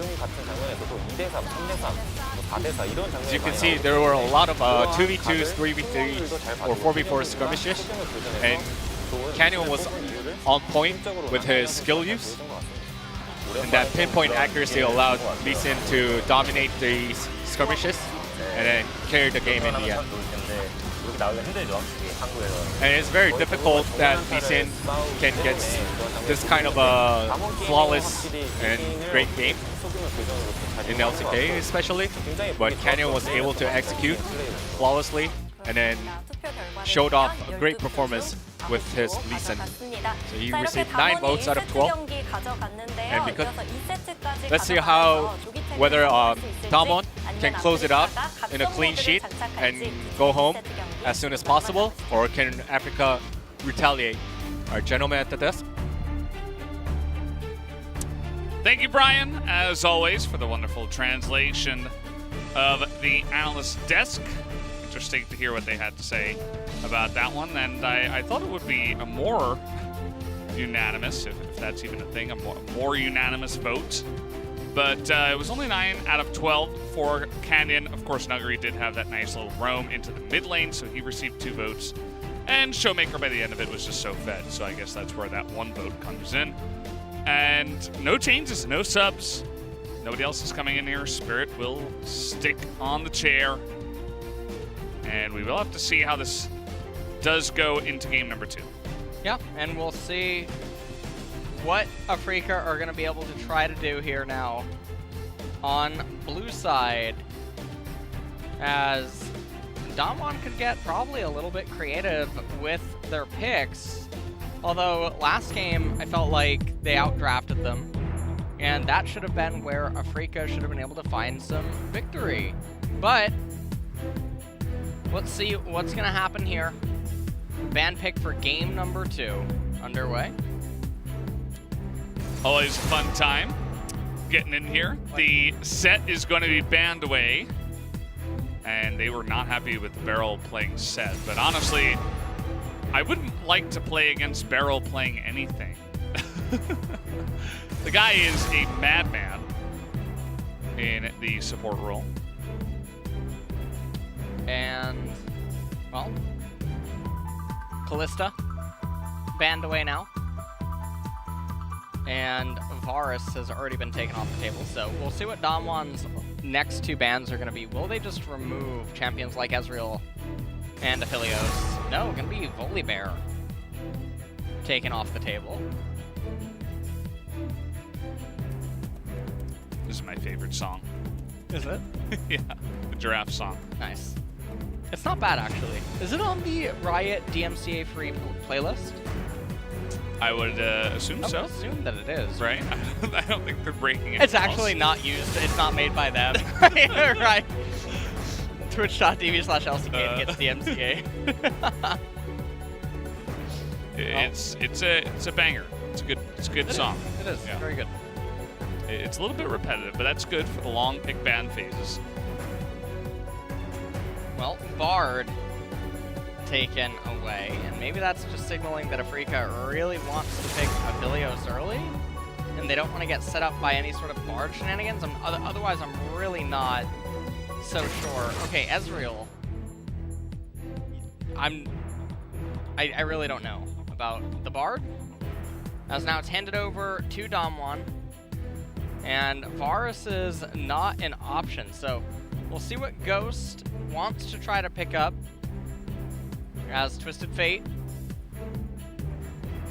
being hovered right now. Yeah, Twisted Fate did a lot of work for Showmaker and his team in game number 1.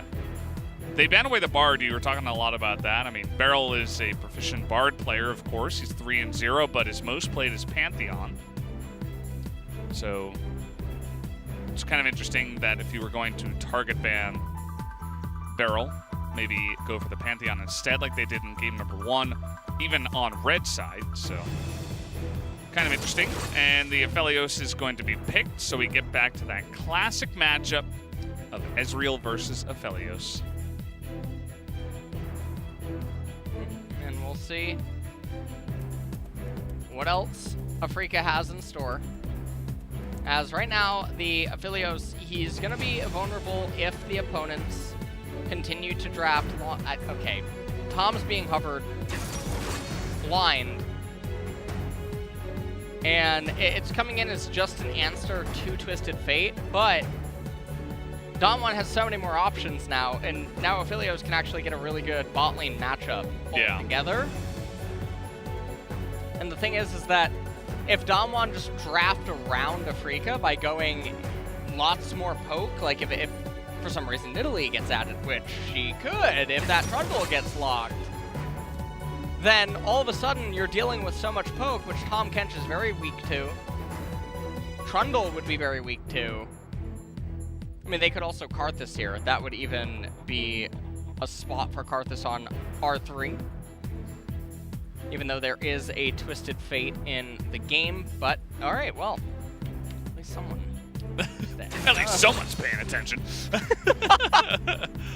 Yeah, good call, especially when the Trundle showed his fabulous face. I mean, the thing is that the sequences never make any sense. When you lock in Tom there and you pair it with Trundle, there's so many variations that just cause you to be so grossly losing by the time you hand it over to R3.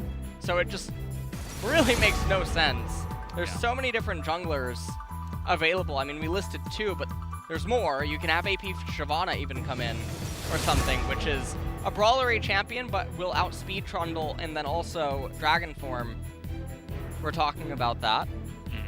Graves, even at that point, would be fine in this particular instance, but, you know. It's almost like they're only considering their own composition. They're like, we have an idea. This is our comp. The Tahm Kench with Ezreal, a classic combo. Trundle, he's very high tier. Let's get it going. We have a good amount of, you know, slow and decent amount of poke already. And then they see the other side, and it's like Shock Pikachu. They're like, oh, Nidalee? Wait, what? Where did she come from?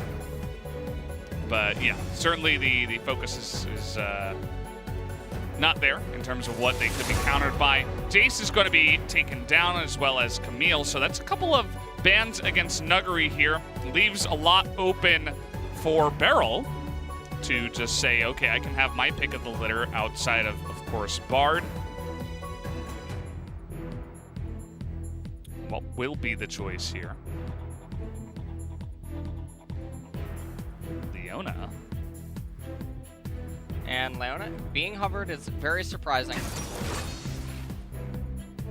I would have thought Lulu in a spot like this would probably just be a lot stronger, because now you're just giving more Devour targets, so for the success that they had on R3, they took it away by R4. Yeah. So some hard engage into what they have is generally not what you're looking for. Aatrox. Will he be effective in this one? That's going to be blind Aatrox, of course. You take away some of his harder matchups with the Camille and the Jace. And now maybe a Malzahar for Fly as we zoom in dramatically on his face. wow, is this real? Wow. It is. Wow. Okay, so we've heard about back to Lysandra. How about back to Malzahar? Back to Renekton. No, this isn't real. No, it's No, not he's green. got his hand on the mouse again. No, okay. Ah. He wasn't the one picking, actually. It doesn't make sense. Yeah, he is going to be playing Renekton. It is happening. Once again. It just makes no sense, man. You have Malzahar who's just gonna slam him down, right? Malzahar who's gonna be poking you at a distance. Ezreal is gonna go Iceborne Gauntlet. You have Tahm Kench, which eats Devour. You have Trundle, which already makes it awkward to approach. Now you're granting Aatrox more champions that he can actually lifesteal against. There's so many other top lane champions here. He could just pick Gangplank. Jason Camille did get banned away by Afrika. But there's so many more options, even into Aatrox. Even Soraka in a spot like this wouldn't even really be that bad. She would end up beating Aatrox as well. Yeah. Yeah, it's confusing. Maybe even you go something like a Fiora, something that can split push, something that has a decent... Fiora would be fine. Akali would even be fine against this team composition, or at least it would be better than a Renekton. Or... Yeah, clearly Renekton is a favorite of some of these top laners. I struggled to say that, get it out of my mouth. It didn't have a very good taste. Well, it's going to be interesting to see if Nuguri can pilot it here. It hasn't had much success in the LCK. Neither has Lee Sin. Sometimes that comes out and surprises us.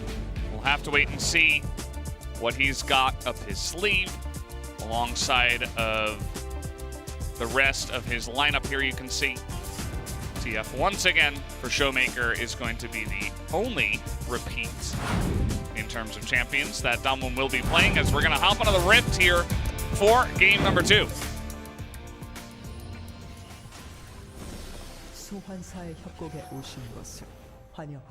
Well, this is going to be the team composition. Now, basically, what Damwon are going to try to do is maintain Prio in all 3 of the lanes. They'll play for Soul. Obviously, Nidalee can outpace the Trundle. And the Malzahar versus the Twisted Fate strikes me as very bizarre, because you can never really cast your Voidlings without giving TF so much free gold. Yeah, even more than he already gets. I suppose the idea is you have a lane where, you know, you mentioned the Voidlands, he can take those away very easily, but you can at least push once you get some items, but that might be already when TF is hopping around the different lanes. It's a little bit safe, you know, you have your spell shield that comes up, and TF will struggle to proc that. As the last time we did see it was in a loss up against Griffin Chovy in LCK Spring. That's January 23rd of 2019. That was a very long time ago. It's like a year and a half already since we have seen it. Well, gonna be Spellbook on the Malzahar. Curious about the attack speed over the adaptive or the scaling CDR. That is very interesting for Fly. And now we get to see all of the runes. Also, the Dematerializer strikes me as very bizarre as well, because Voidlings with Malefic Visions already deal obscene amounts of damage. And also no Cosmic Insight, taking the Elixir. Spirit is going to be doing the Sinful Trundle start. We saw this earlier on tonight. Yeah, we did. It's actually going to work out really well against Nuguri, but he hits level 2. Yep. Does manage to get back in XP range. Oh, and he's going in there. Just take that trade, life seal it up a bit. And he doesn't really have much vision, so I think he's going to back off a little bit just in case Spirit wanted to go really hard on that lane. And TF shoving in the Malzahar pretty easily. Big trade coming out by Keen. Nuguri is in a very awkward situation right now in top. Both top laners have expended their potions thus far. And you can see Showmaker sort of shoving in Malz over and over. And Malzahar is just a minigame. Spirit's here again. Oh, man. Oh, that's not going to land. Canyon's here, too. He's up a level. Then that will get onto Spirit here. Does kind of deny deny the dash or the lead by Oh! Pounce. That's going to be another one. Flash comes in now. The flash in from Canyon. He's going for the kill. And that will be it. First blood, and he didn't see King go to the brush. Oh, that would have been a free kill. And that would have just been the game. He's like, where is he? Yeah, I mean, the damage is done, though. Canyon coming all the way up, and Keen missing all of these minions. And so really fixing the top lane state, as Spirit was just trying to make those ganks work. He's sitting on Trundle. Not a whole lot that he can do. And again, coming back to the minigame in mid, you can basically imagine Malzahar as Thanos from Avengers, or in the sense that he doesn't slow down. Here we go. Okay. 얼마인데? Says, I think I can get him. I got him. And Aatrox is right there. Yeah. In the brush right next to him. Didn't know. But here Fly on Malz. He does come with the Mordekaiser situation, which is the QSS tax. And Keen with yet another very big trade there against Nuggery. Oh man. Arcane Shift, nice cancel. Yeah. Mystic managing to make that work. And so now we get a very big Build-A-Bear here by Fly in mid lane. Malzahar is never trying to trade with the opponent, so I don't understand the Doran's Ring whatsoever. Because the Doran's Ring costs you 400, so you could have just knocked up the Fairy Charm and picked up a Darksteel even, or just pick up a Darksteel so that you amplify the Corrupting Potion. Yeah, synergy is much better. And then you have added insurance to maybe be able to afford Magi's at one point in time. Spirit's still level 3. How is that possible? He just got up to that next camp. Yeah. So far behind. He's gonna ding level 4 in just a second here, but this game is already very in Damwon, very favored for Damwon. I like the Observer highlighting the 2 control wards on both sides. And the Malzahar, he is level 6 now, but again, the reason that he's not summoning the Voidlings is because he can't really afford to unless TF walks away, and you just saw he summoned them and TF's like, oh, yeah. Let me get some passive stacks. Oh man. These are like homing spears. They're corralling the 2 of them, and TF is gonna get here first. TP coming in from Fly, but that's gonna be the burst damage. Nuggery just gonna flash away. The tower hit is not gonna be enough. As finally a spear is gonna miss. Feels like that's the first time we've seen it. Yeah. And there you go, another kill. Gonna be given over to the side of Damwon.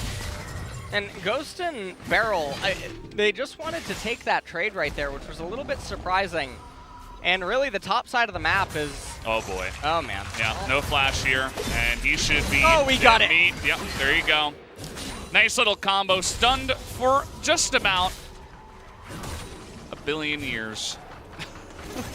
And he goes down. Very easy setup. Nice little fake by Showmaker to fake that he's going back mid, but actually returns to the top lane. Oh. Trying to get on top of this bottom lane. Yeah. Barrel pretty low, but he's really trying to press the issue and get Ghost, but he's going to get licked. And minion block there, kind of awkward. Spirit making his way now down south. He's walking fast. And we might have a little... Okay, this is going to be awkward. They're seen now. Yep. They will have Cast to heal. by Fly. Okay. And they're out. Yep. And there's the Malzahar passive. That skin looks very nice. Yeah, it's pretty. I really like it. Yep. And Keen up here on the Aatrox, not using the Prestige Edition, which is a little... Yeah, that's a poor choice. Yeah. Blood Moon over here without the Prestige, not quite sure. So, Nuggery and Canyon locking up the same target, and you can see what Keen was trying to do. Oh. Really, really close to going 1-for-1 at the very least, and like you mentioned, that was Canyon's first missed spear. And then it's the fake Aruni. Well, they managed to make everything work so far. And Nagari just getting very far ahead. Oh, he's... Oh, wow! Okay. Shoryuken is what Renekton just said. He might die here. He's in a little bit of a bind. Yeah, he's going to try to go in. He knew he was dead. Canyon and Showmaker not quite able to close the gap. And you know what this means, LS. Every coach is watching this game. They're like, ooh, Renekton. This seems like a pretty good champion. I don't know, maybe I should incorporate this into my own drafting. Perfect. They'll just conveniently leave out all the games where he's dumb. Fly is going to desperately ult. He's got Tom Kent's nearby. Well, and another spear is going to land with completed jungle item, 2-0 Nidalee. No boots, not needed. Just getting in his face. And, well, one good thing for Keen, though, is despite all of the pressure and everything that's been going on with him, he's actually keeping up. Spirit's dead here. That's going to be a failed devour. Yeah. And now Ben might die. As waiting for gold card. Spear's going to land. A little bit of unfortunate timing on the gold. He's going to hit the Ezreal. Oh, and you're dead. Canyon is not dead. That is for sure until the Malzahar is going to finally get him. They have gone very deep. Way too deep, actually. And give a double kill over to Fly. But it still feels like they're smurfing on him as they're winning the top lane really hard at the same time. And everything is still just fine for the side of Damwon. And so right now, Damwon are ahead 3,000 gold. No one's really interested in the Cloud Dragon so far.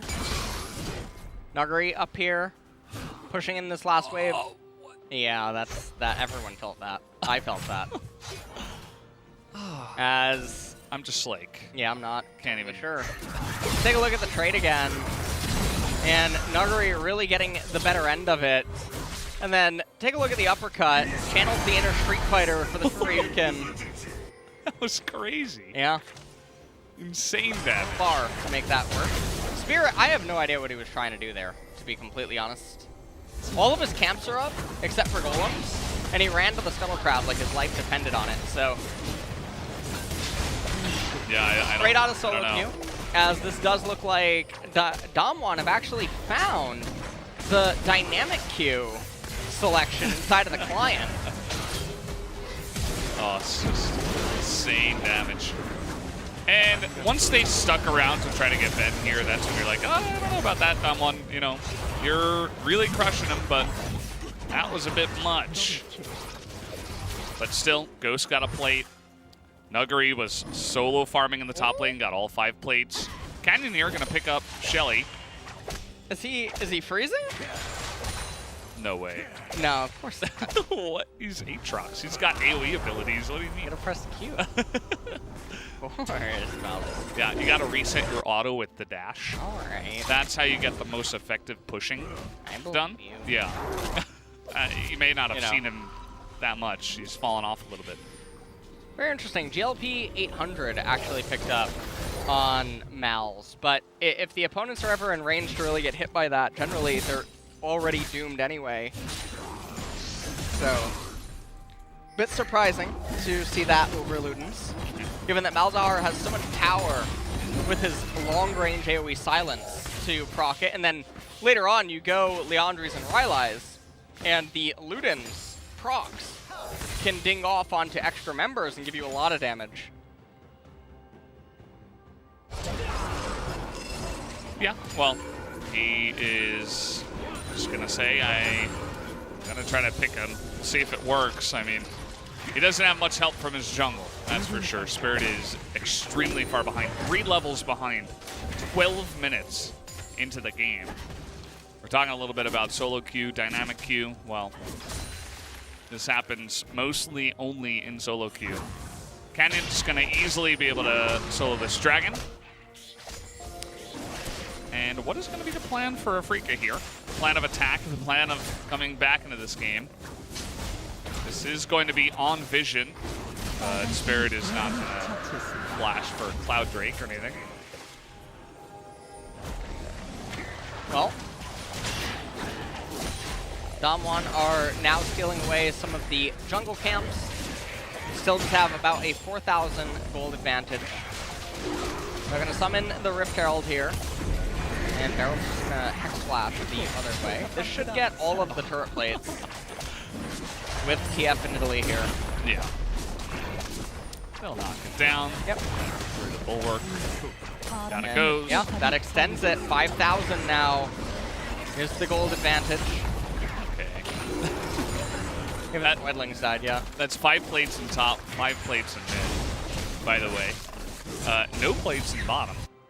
Ghost and Barrel have not been the highlight players of this series, but that's okay, because the top side of the map is insanity, especially when Canyon is playing this well today. This might be his best series all summer. So, Ghost and Barrel can just get on the bus, that's all good. Not like they're that far behind or anything. And yeah, Dama just gonna try to ride on this lead that they do have. There's no objectives for now, just play it safe. There is 1,600 gold. Spirit's just dancing in the river because that's about all he can do right now. Well, Spirit is trying to I don't know. I mean, he doesn't have anything to do. All of his camps are starting to be taken by his teammates. And yeah, Canyon is...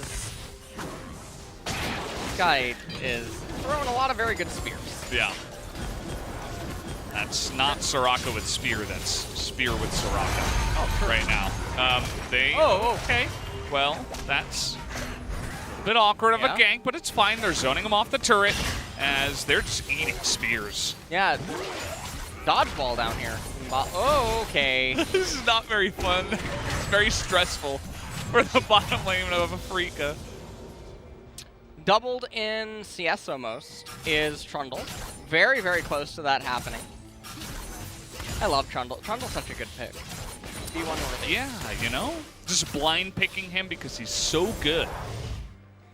You don't have to worry about your counters. Well, just don't even think about it. Is it here? It's very, very peculiar why there's so much priority on him everywhere, because he does have a lot of weaknesses. And in a game like this, it really does show it, where if the laners are not... He almost demands Olaf-esque laners in order to be efficient. Oh, man. Well, that spear was off. I don't think it's going to matter, though. He's just dead. And, yeah, they're just going to burst this one down. As the minions were just there, and the backdoor protection was not up just yet. And they're just diving turrets. I mean, we haven't seen Afrika have any position on the map for over 30 minutes. Yeah. This series doesn't look like a match between two teams. It just looks like Dom 1 smurfing. It is extremely one-sided. Agree gonna stick around. He's unsure about whether he wants to actually take this trade. He's trying to run away, dodges the knockups, and then Keen says, well, I missed everything, so I'm not gonna stick around and find out what happens later.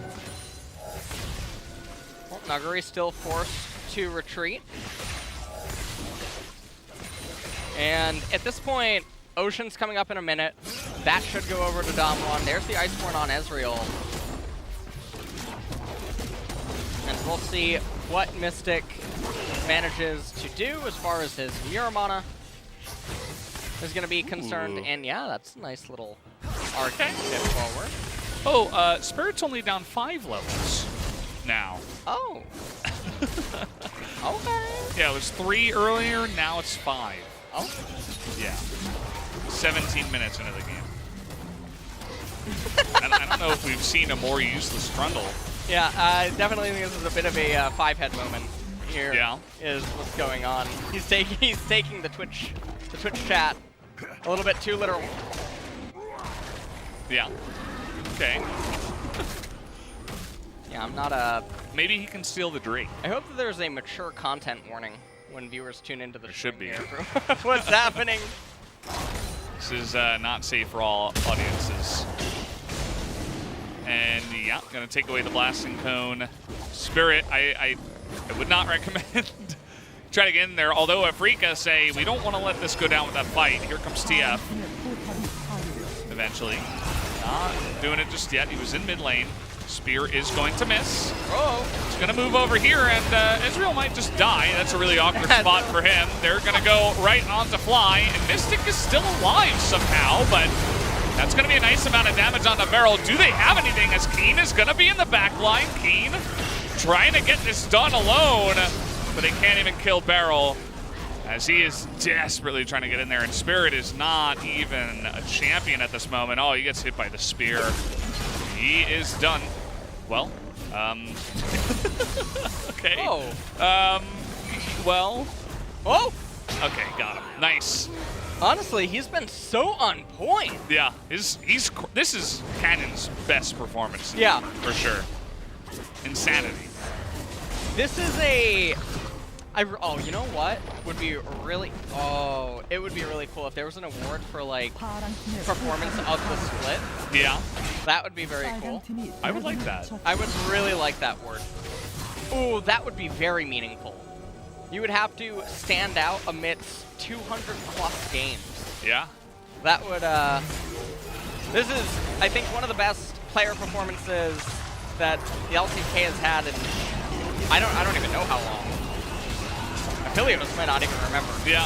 You know, like, well, very old and wise, but not enough. Barrel getting so much HP given back to him. Keen goes over the wall trying to get any reset for his World Ender, just not able to find it. I think that pillar actually denied the Aatrox from getting the kill. I don't know. He's a sad troll. Can't really do much. Teemo thumbs up. Did you see Teemo's getting a Prestige Edition skin? Really? Oh man. Oh yeah. We gotta sell more Teemo skins. We gotta see more Teemo. It's time. Yeah. Maybe Canyon will just pick up the Teemo jungle when that comes out, just to style on his opponents. It's gonna be perfect. Maybe he should have just gone like Dark Seal. Try to go Medai's at this point. I really miss Teemo. Yeah. I wish he was viable. Well, he's not. Damwon is just, okay, Devour's down. Mystic is just running. As Damwon are surprisingly having a bit of trouble of locking down these kills. They get 0 of them, even though they teleported in behind members. Flame Horizon, by the way, in the jungle. That's rare. That's extremely rare. That's like a shiny Pokemon right there. Yeah. This Nidalee. You should get like an individual skin for that or something. And yeah, they're just gonna throw down Shirley as a distraction and get to work on the Baron. 10,000 gold ahead now at 21 minutes. But they're not gonna try to throw the game away. They're just gonna beat it. And here they come. Going in there, Mystic in a bit of trouble. In goes the Croc. And he's gonna rock him down there as yellow cards are coming out. They're just kiting them down the lane. And essentially just running it down in a good way. Here are Damwon as Fly desperate to get out of this, and he's just gonna get flashed on. There you go, 22 minutes into the game. Will Damwon try to end it here? It looks potentially like it can happen, although Mystic is coming up in 10 seconds. And, well, Damwon are going for an extremely quick finish. I mean, not going to be able to stop this. They're going to end it. Yeah. Mystic is going to come up, but it doesn't matter. It is just the Ezreal, and that is going to be the end of this game. Will they go for the extra kill is the question. The spear goes in, but Tom Kent is a champion. Will it matter? No, the wild card gets him on the backside. Down goes the Nexus, and in about 22.5 minutes, that is the game. And Canyon, I think, widened the eyes of pretty much every single person. Even Zephyr goes up to him and like raises his arms up. He's like, what the hell was that? Yeah. What possessed you today to play like this? We are only going to be talking to Canyon today. And yeah, that's it. That's the end of that. Damwon are in a very interesting position now. very, very decisive. These are the most decisive games of any team so far in LCK Summer. Better than Dragon X. Yeah. In terms of decimation.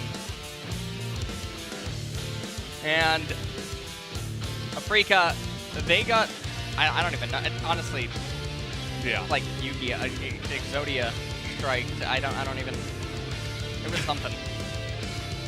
Yeah, I don't even, it's hard to describe how that must feel.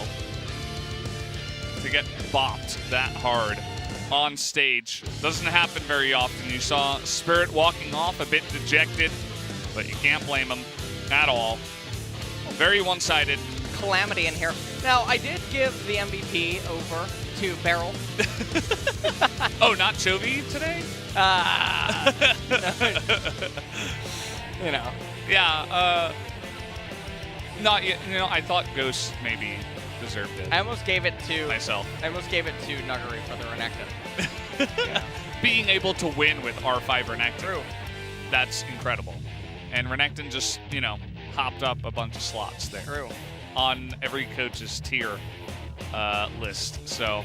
Well, he got R5'd in game 1 and got annihilated. Yeah. And this time he got R5'd on Dom 1 and ended up steamrolling. So. I wonder why that really is. Yeah. Nothing to do with the team, you know. And no, I think it's because Renekton is really strong. True. It must have been that Keen wasn't playing him very well. That's it, no doubt.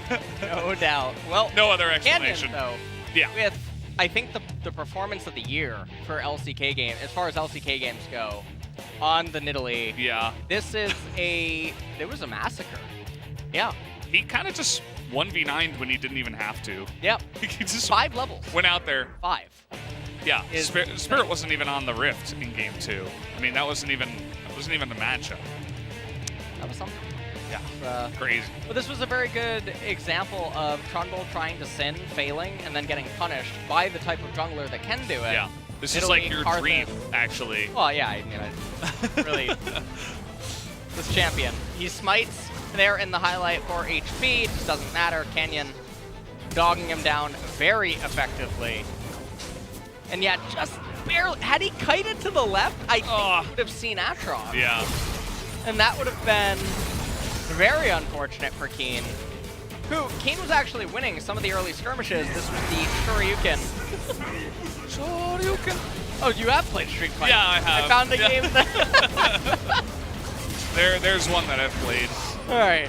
For the Sega Genesis. Yeah. Yeah. Street Fighter 2. Oh, you know what? Renekton's skin, it kind of looks like Akuma. Yeah, I guess so. You know? Yeah. Akuma's skin. Akuma's one of my favorite characters ever. Well, this is just the Canyon highlight reel. I mean, if anyone else votes for anyone else, they're trolling. Oh, yeah. This is the one time I can actually say that with a serious face. They were on face. their phone in the game.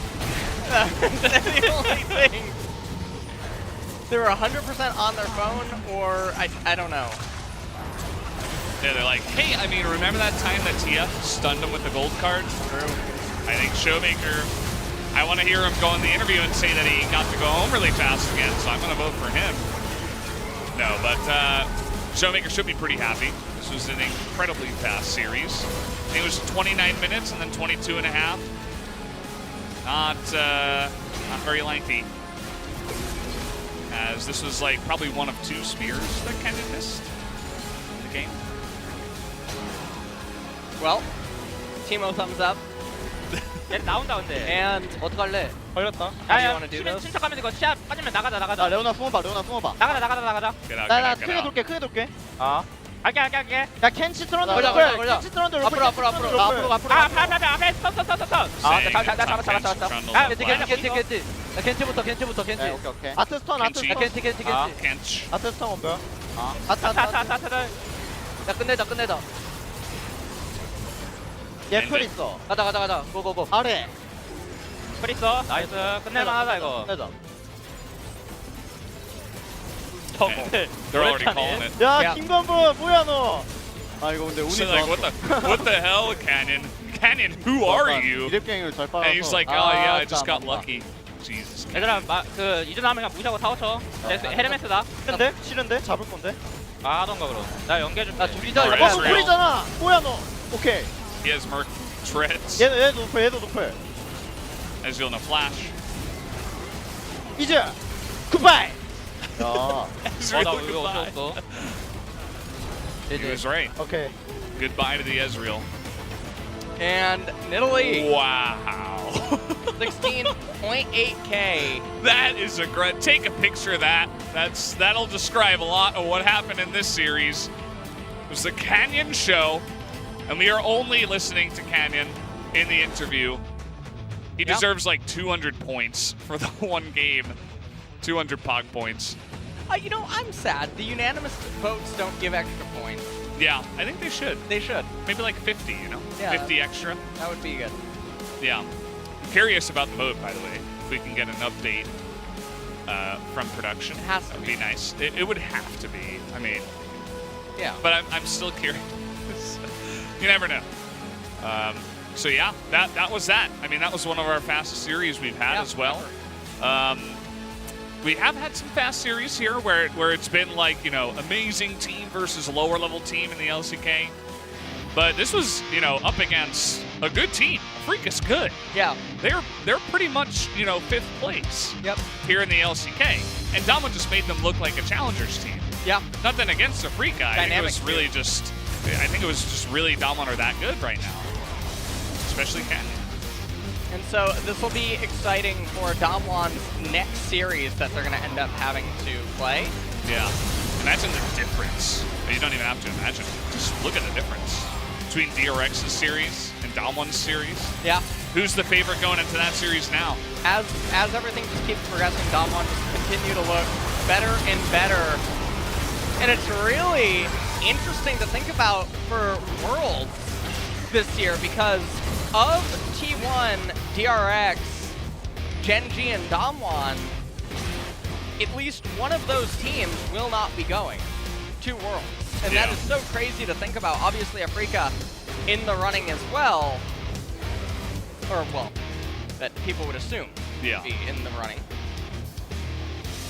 Yeah, it's going to be interesting to see. I mean, Damwon are, especially Saturday, guys, mark your calendars. Saturday is going to be a crazy game. Yep. Damwon versus DRX. It's going to be the top of the table here in the LCK. And that, I think after that day, we're going to have a better sense because we're going to be near the halfway point around, or summer, the end of round 1, basically, for those two teams. And it'll give us a really good idea. But either way, guys, I'm going to hand it over to Brian for the interview of Canyon. All right, congratulations, Canyon. Your performance was on fire today. Tell us what you think about your series today. I'm very glad that we got the dub, and I'm even more glad that we finished it hastily. No, there has been some comments to the voters that please take into the junglers into consideration more frequently. It seems like that kind of played in as well. How do you feel? I feel great about getting the POG points. There has been a lot of games where Lee Sin just fell off from the mid game without getting much done in the early phase of the game. However, you were able to show off a very explosive gameplay. What is the driving force towards your success? No, our laners are able to set up great combat situations, and I was able to just contribute to that with both Lee Sin and Nidalee. Once again, you have been on fire recently. Your form is on the apex. Can you elaborate how you were able to manage to do so? You know, during the spring split, I was very disappointed with my performance, and I had a lot of conversations with the coaching staff, and I really felt bad about my performance last split, so I grinded out a lot of games and tried to improve as much as possible. I think many people expected more of you. From a particular standpoint, you started off to go completely crazy. Was there a turning point, or was there a point of realization for you? There wasn't any. I just kept grinding out games, and while doing so, I just started to learn more and more about the game. One thing that we were very amazed 이건 뭐 콜이 game 있었던 one 거예요? 아니면 팀 단위로 뭐 얘기가 was about 있었던 거예요? your plays as leads 레넥톤은 좀 잡기가 힘들다고 하거니 or the play calls going through. 들어오겠다고 하거니 콜을 한 것 같아요. 그게 엄청 No. 얘기했는데 Our team was saying that we can't get rid of the Renekton, so we kind of gave up on that, and then we took different 그 이후 measures. 이제 고스 선수가 저희가 그 공개된 보이스에서는 정확한 발음을 얘기하면 And Ghost in his voice 바스 comp. 좋다, 바스 Oh, I loved his bus ride. 어떻습니까? And he was 고스 선수가 끝나고 consistently 뭐라고 shouting that. 한마디 해줬어요? Did Ghost say anything to you after the game? 미안하다고 말했어. 윤준이 저한테. 고스 선수가 좀 더 He told 보여주고 싶은데 He told me that I'm sorry. 김공무 선수가 좀 더 노력을 했으니까. I guess that's because of the 2대1 싸움에서 early death in the very early phase of the game. 그런 느낌이었어요? 네, 그런 느낌으로.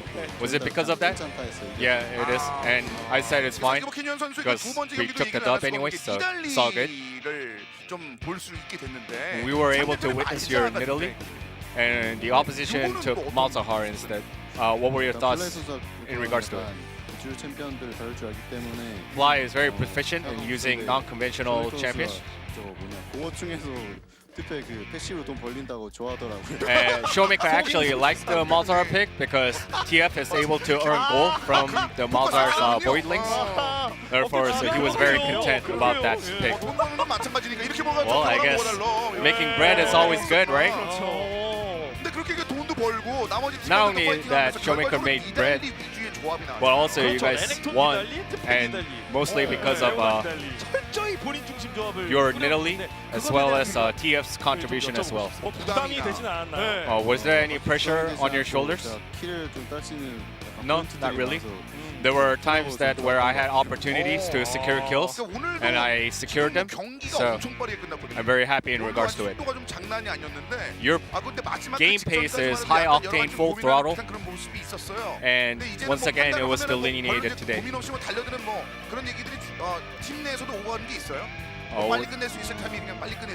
Do you guys speak amongst each other about like how to pace the game? I think we just want to get the dub as soon as possible and bounce, so that's why I think we were able to finish off games in such a high pace. 보는 사람은 매드무비 편집자가 오열했대요. 이게 캐년 그 경기를 잡고 편집을 많이 해야 되니까. And the editor for the Mad movies was in tears after this series because he has to edit a lot of footage for you. So, you want to say any words of gratitude to people that you want to thank? My coaching staff, and they always care about me. And I think I was able to repay that by carrying the series today. And they talk a lot of, they put a lot of emphasis on how to play out the game, and I was able to execute as what they ordered. What score would you give yourself for today's series? 9 out of 10? 본인이 이상하지 않은데 그렇죠. 본인이 줘도 9점이면 If it's 9 out of 10 from you, then when others look at it, then it will be 10 out of 10 for sure. 그리고 사실 다음 경기가 굉장히 And your 많은 next 분들이 series will be 기대하십니다. up against DRX. 두둥 등장. 어때요? 이거 좀 사실 좀 기대도 됐을 것 같아. 팀 내에서도. It will be one of the most hyped matches. 그중에서 DRX와 붙는다고 그랬었을 때 분명히 얘기가 좀 있었을 것 같아요. And 어떻습니까? what's your resolution heading into that series? A lot of people have been expecting this series. It will definitely be an arduous series 하지만 오늘같이 좋은 경기 because DRX is such a stellar team, but we'll give our best shot at them. 열심히 해서 We'll prep as much as possible, and we'll bring our A game and take the dub against DRX as well. Seems like all the fans of junglers, fans of Damwon Gaming, and fans of League of Legends in general want to hear from you. So any last words? I want to express my gratitude to all the fans. Although you guys can't be here, but regardless, I really want to express my deepest gratitude to all the fans. Right, thank you. That will be it for the interview. Thank you, Brian, for the wonderful translation once again of the interview. And we did get confirmation, guys. By the way, it was 12 out of 12, a unanimous vote here for Canyon. He gave himself a 9 out of 10. I suppose if you hit every single spear and do absolutely everything correctly, it would be 10 out of 10, but I mean, we can get pretty close to 10 out of 10 on a Yeah, it's probably his logic, actually. performance like that. Yeah, but it's one of the best we've ever seen, and now Damwon are going to move into first on a 4-game winning streak, all 2-0s, by the way, all of them. They've only lost 2 games. They were both against Gen G. Yeah. That's it. That's definitely going to be interesting when they do collide yet again. And when we take a look at all the standings, I mean, like you already mentioned, and what they just mentioned in the interview, Damwon DRX is Saturday. It's 2 days from now. And there is nothing coming up that is going to throw the standings in a curveball. So that will still be the premier matchup coming on Saturday. On the right side of the bracket, though, Sandbox have found themselves with 2 wins. They're on a 2-game winning streak. And they're about to go up against KT to close off tomorrow night. Dynamics versus Gen G is going to be very interesting. And Gen G are probably considered the big favorites going into that matchup. Yeah, Gen G should be considered there. KT coming off a win against DRX is kind of interesting because it did feel a lot like DRX were not having a good series at all, but KT still played a pretty solid series against a good team, so I think they should still be favored there up against Sandbox, even though Sandbox are on a 2-game winning streak. So will be interesting tomorrow. Should be you and I coming back, running it back for more LCK. And yeah, that was a pretty short day. LS, not much else to say about that. Huge stop there at the end.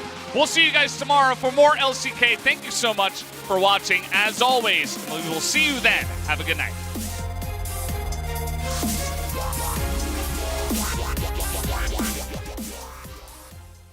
The world has changed and I am ready to take it on. You told me to be myself and never feel alone. You're all that I want, you're all that I need. If I was ever in the dark, I'd see. You've always believed and have faith in me.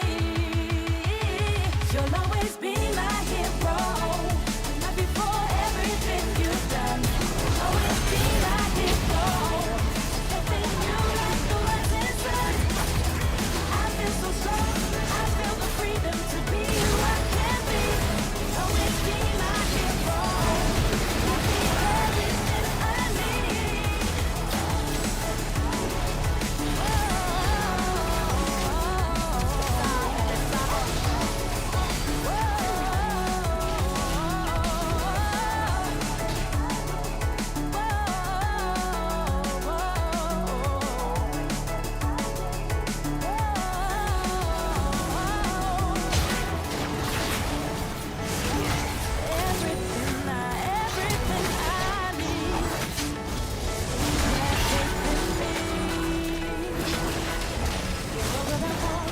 All that I need, if I was ever in the dark,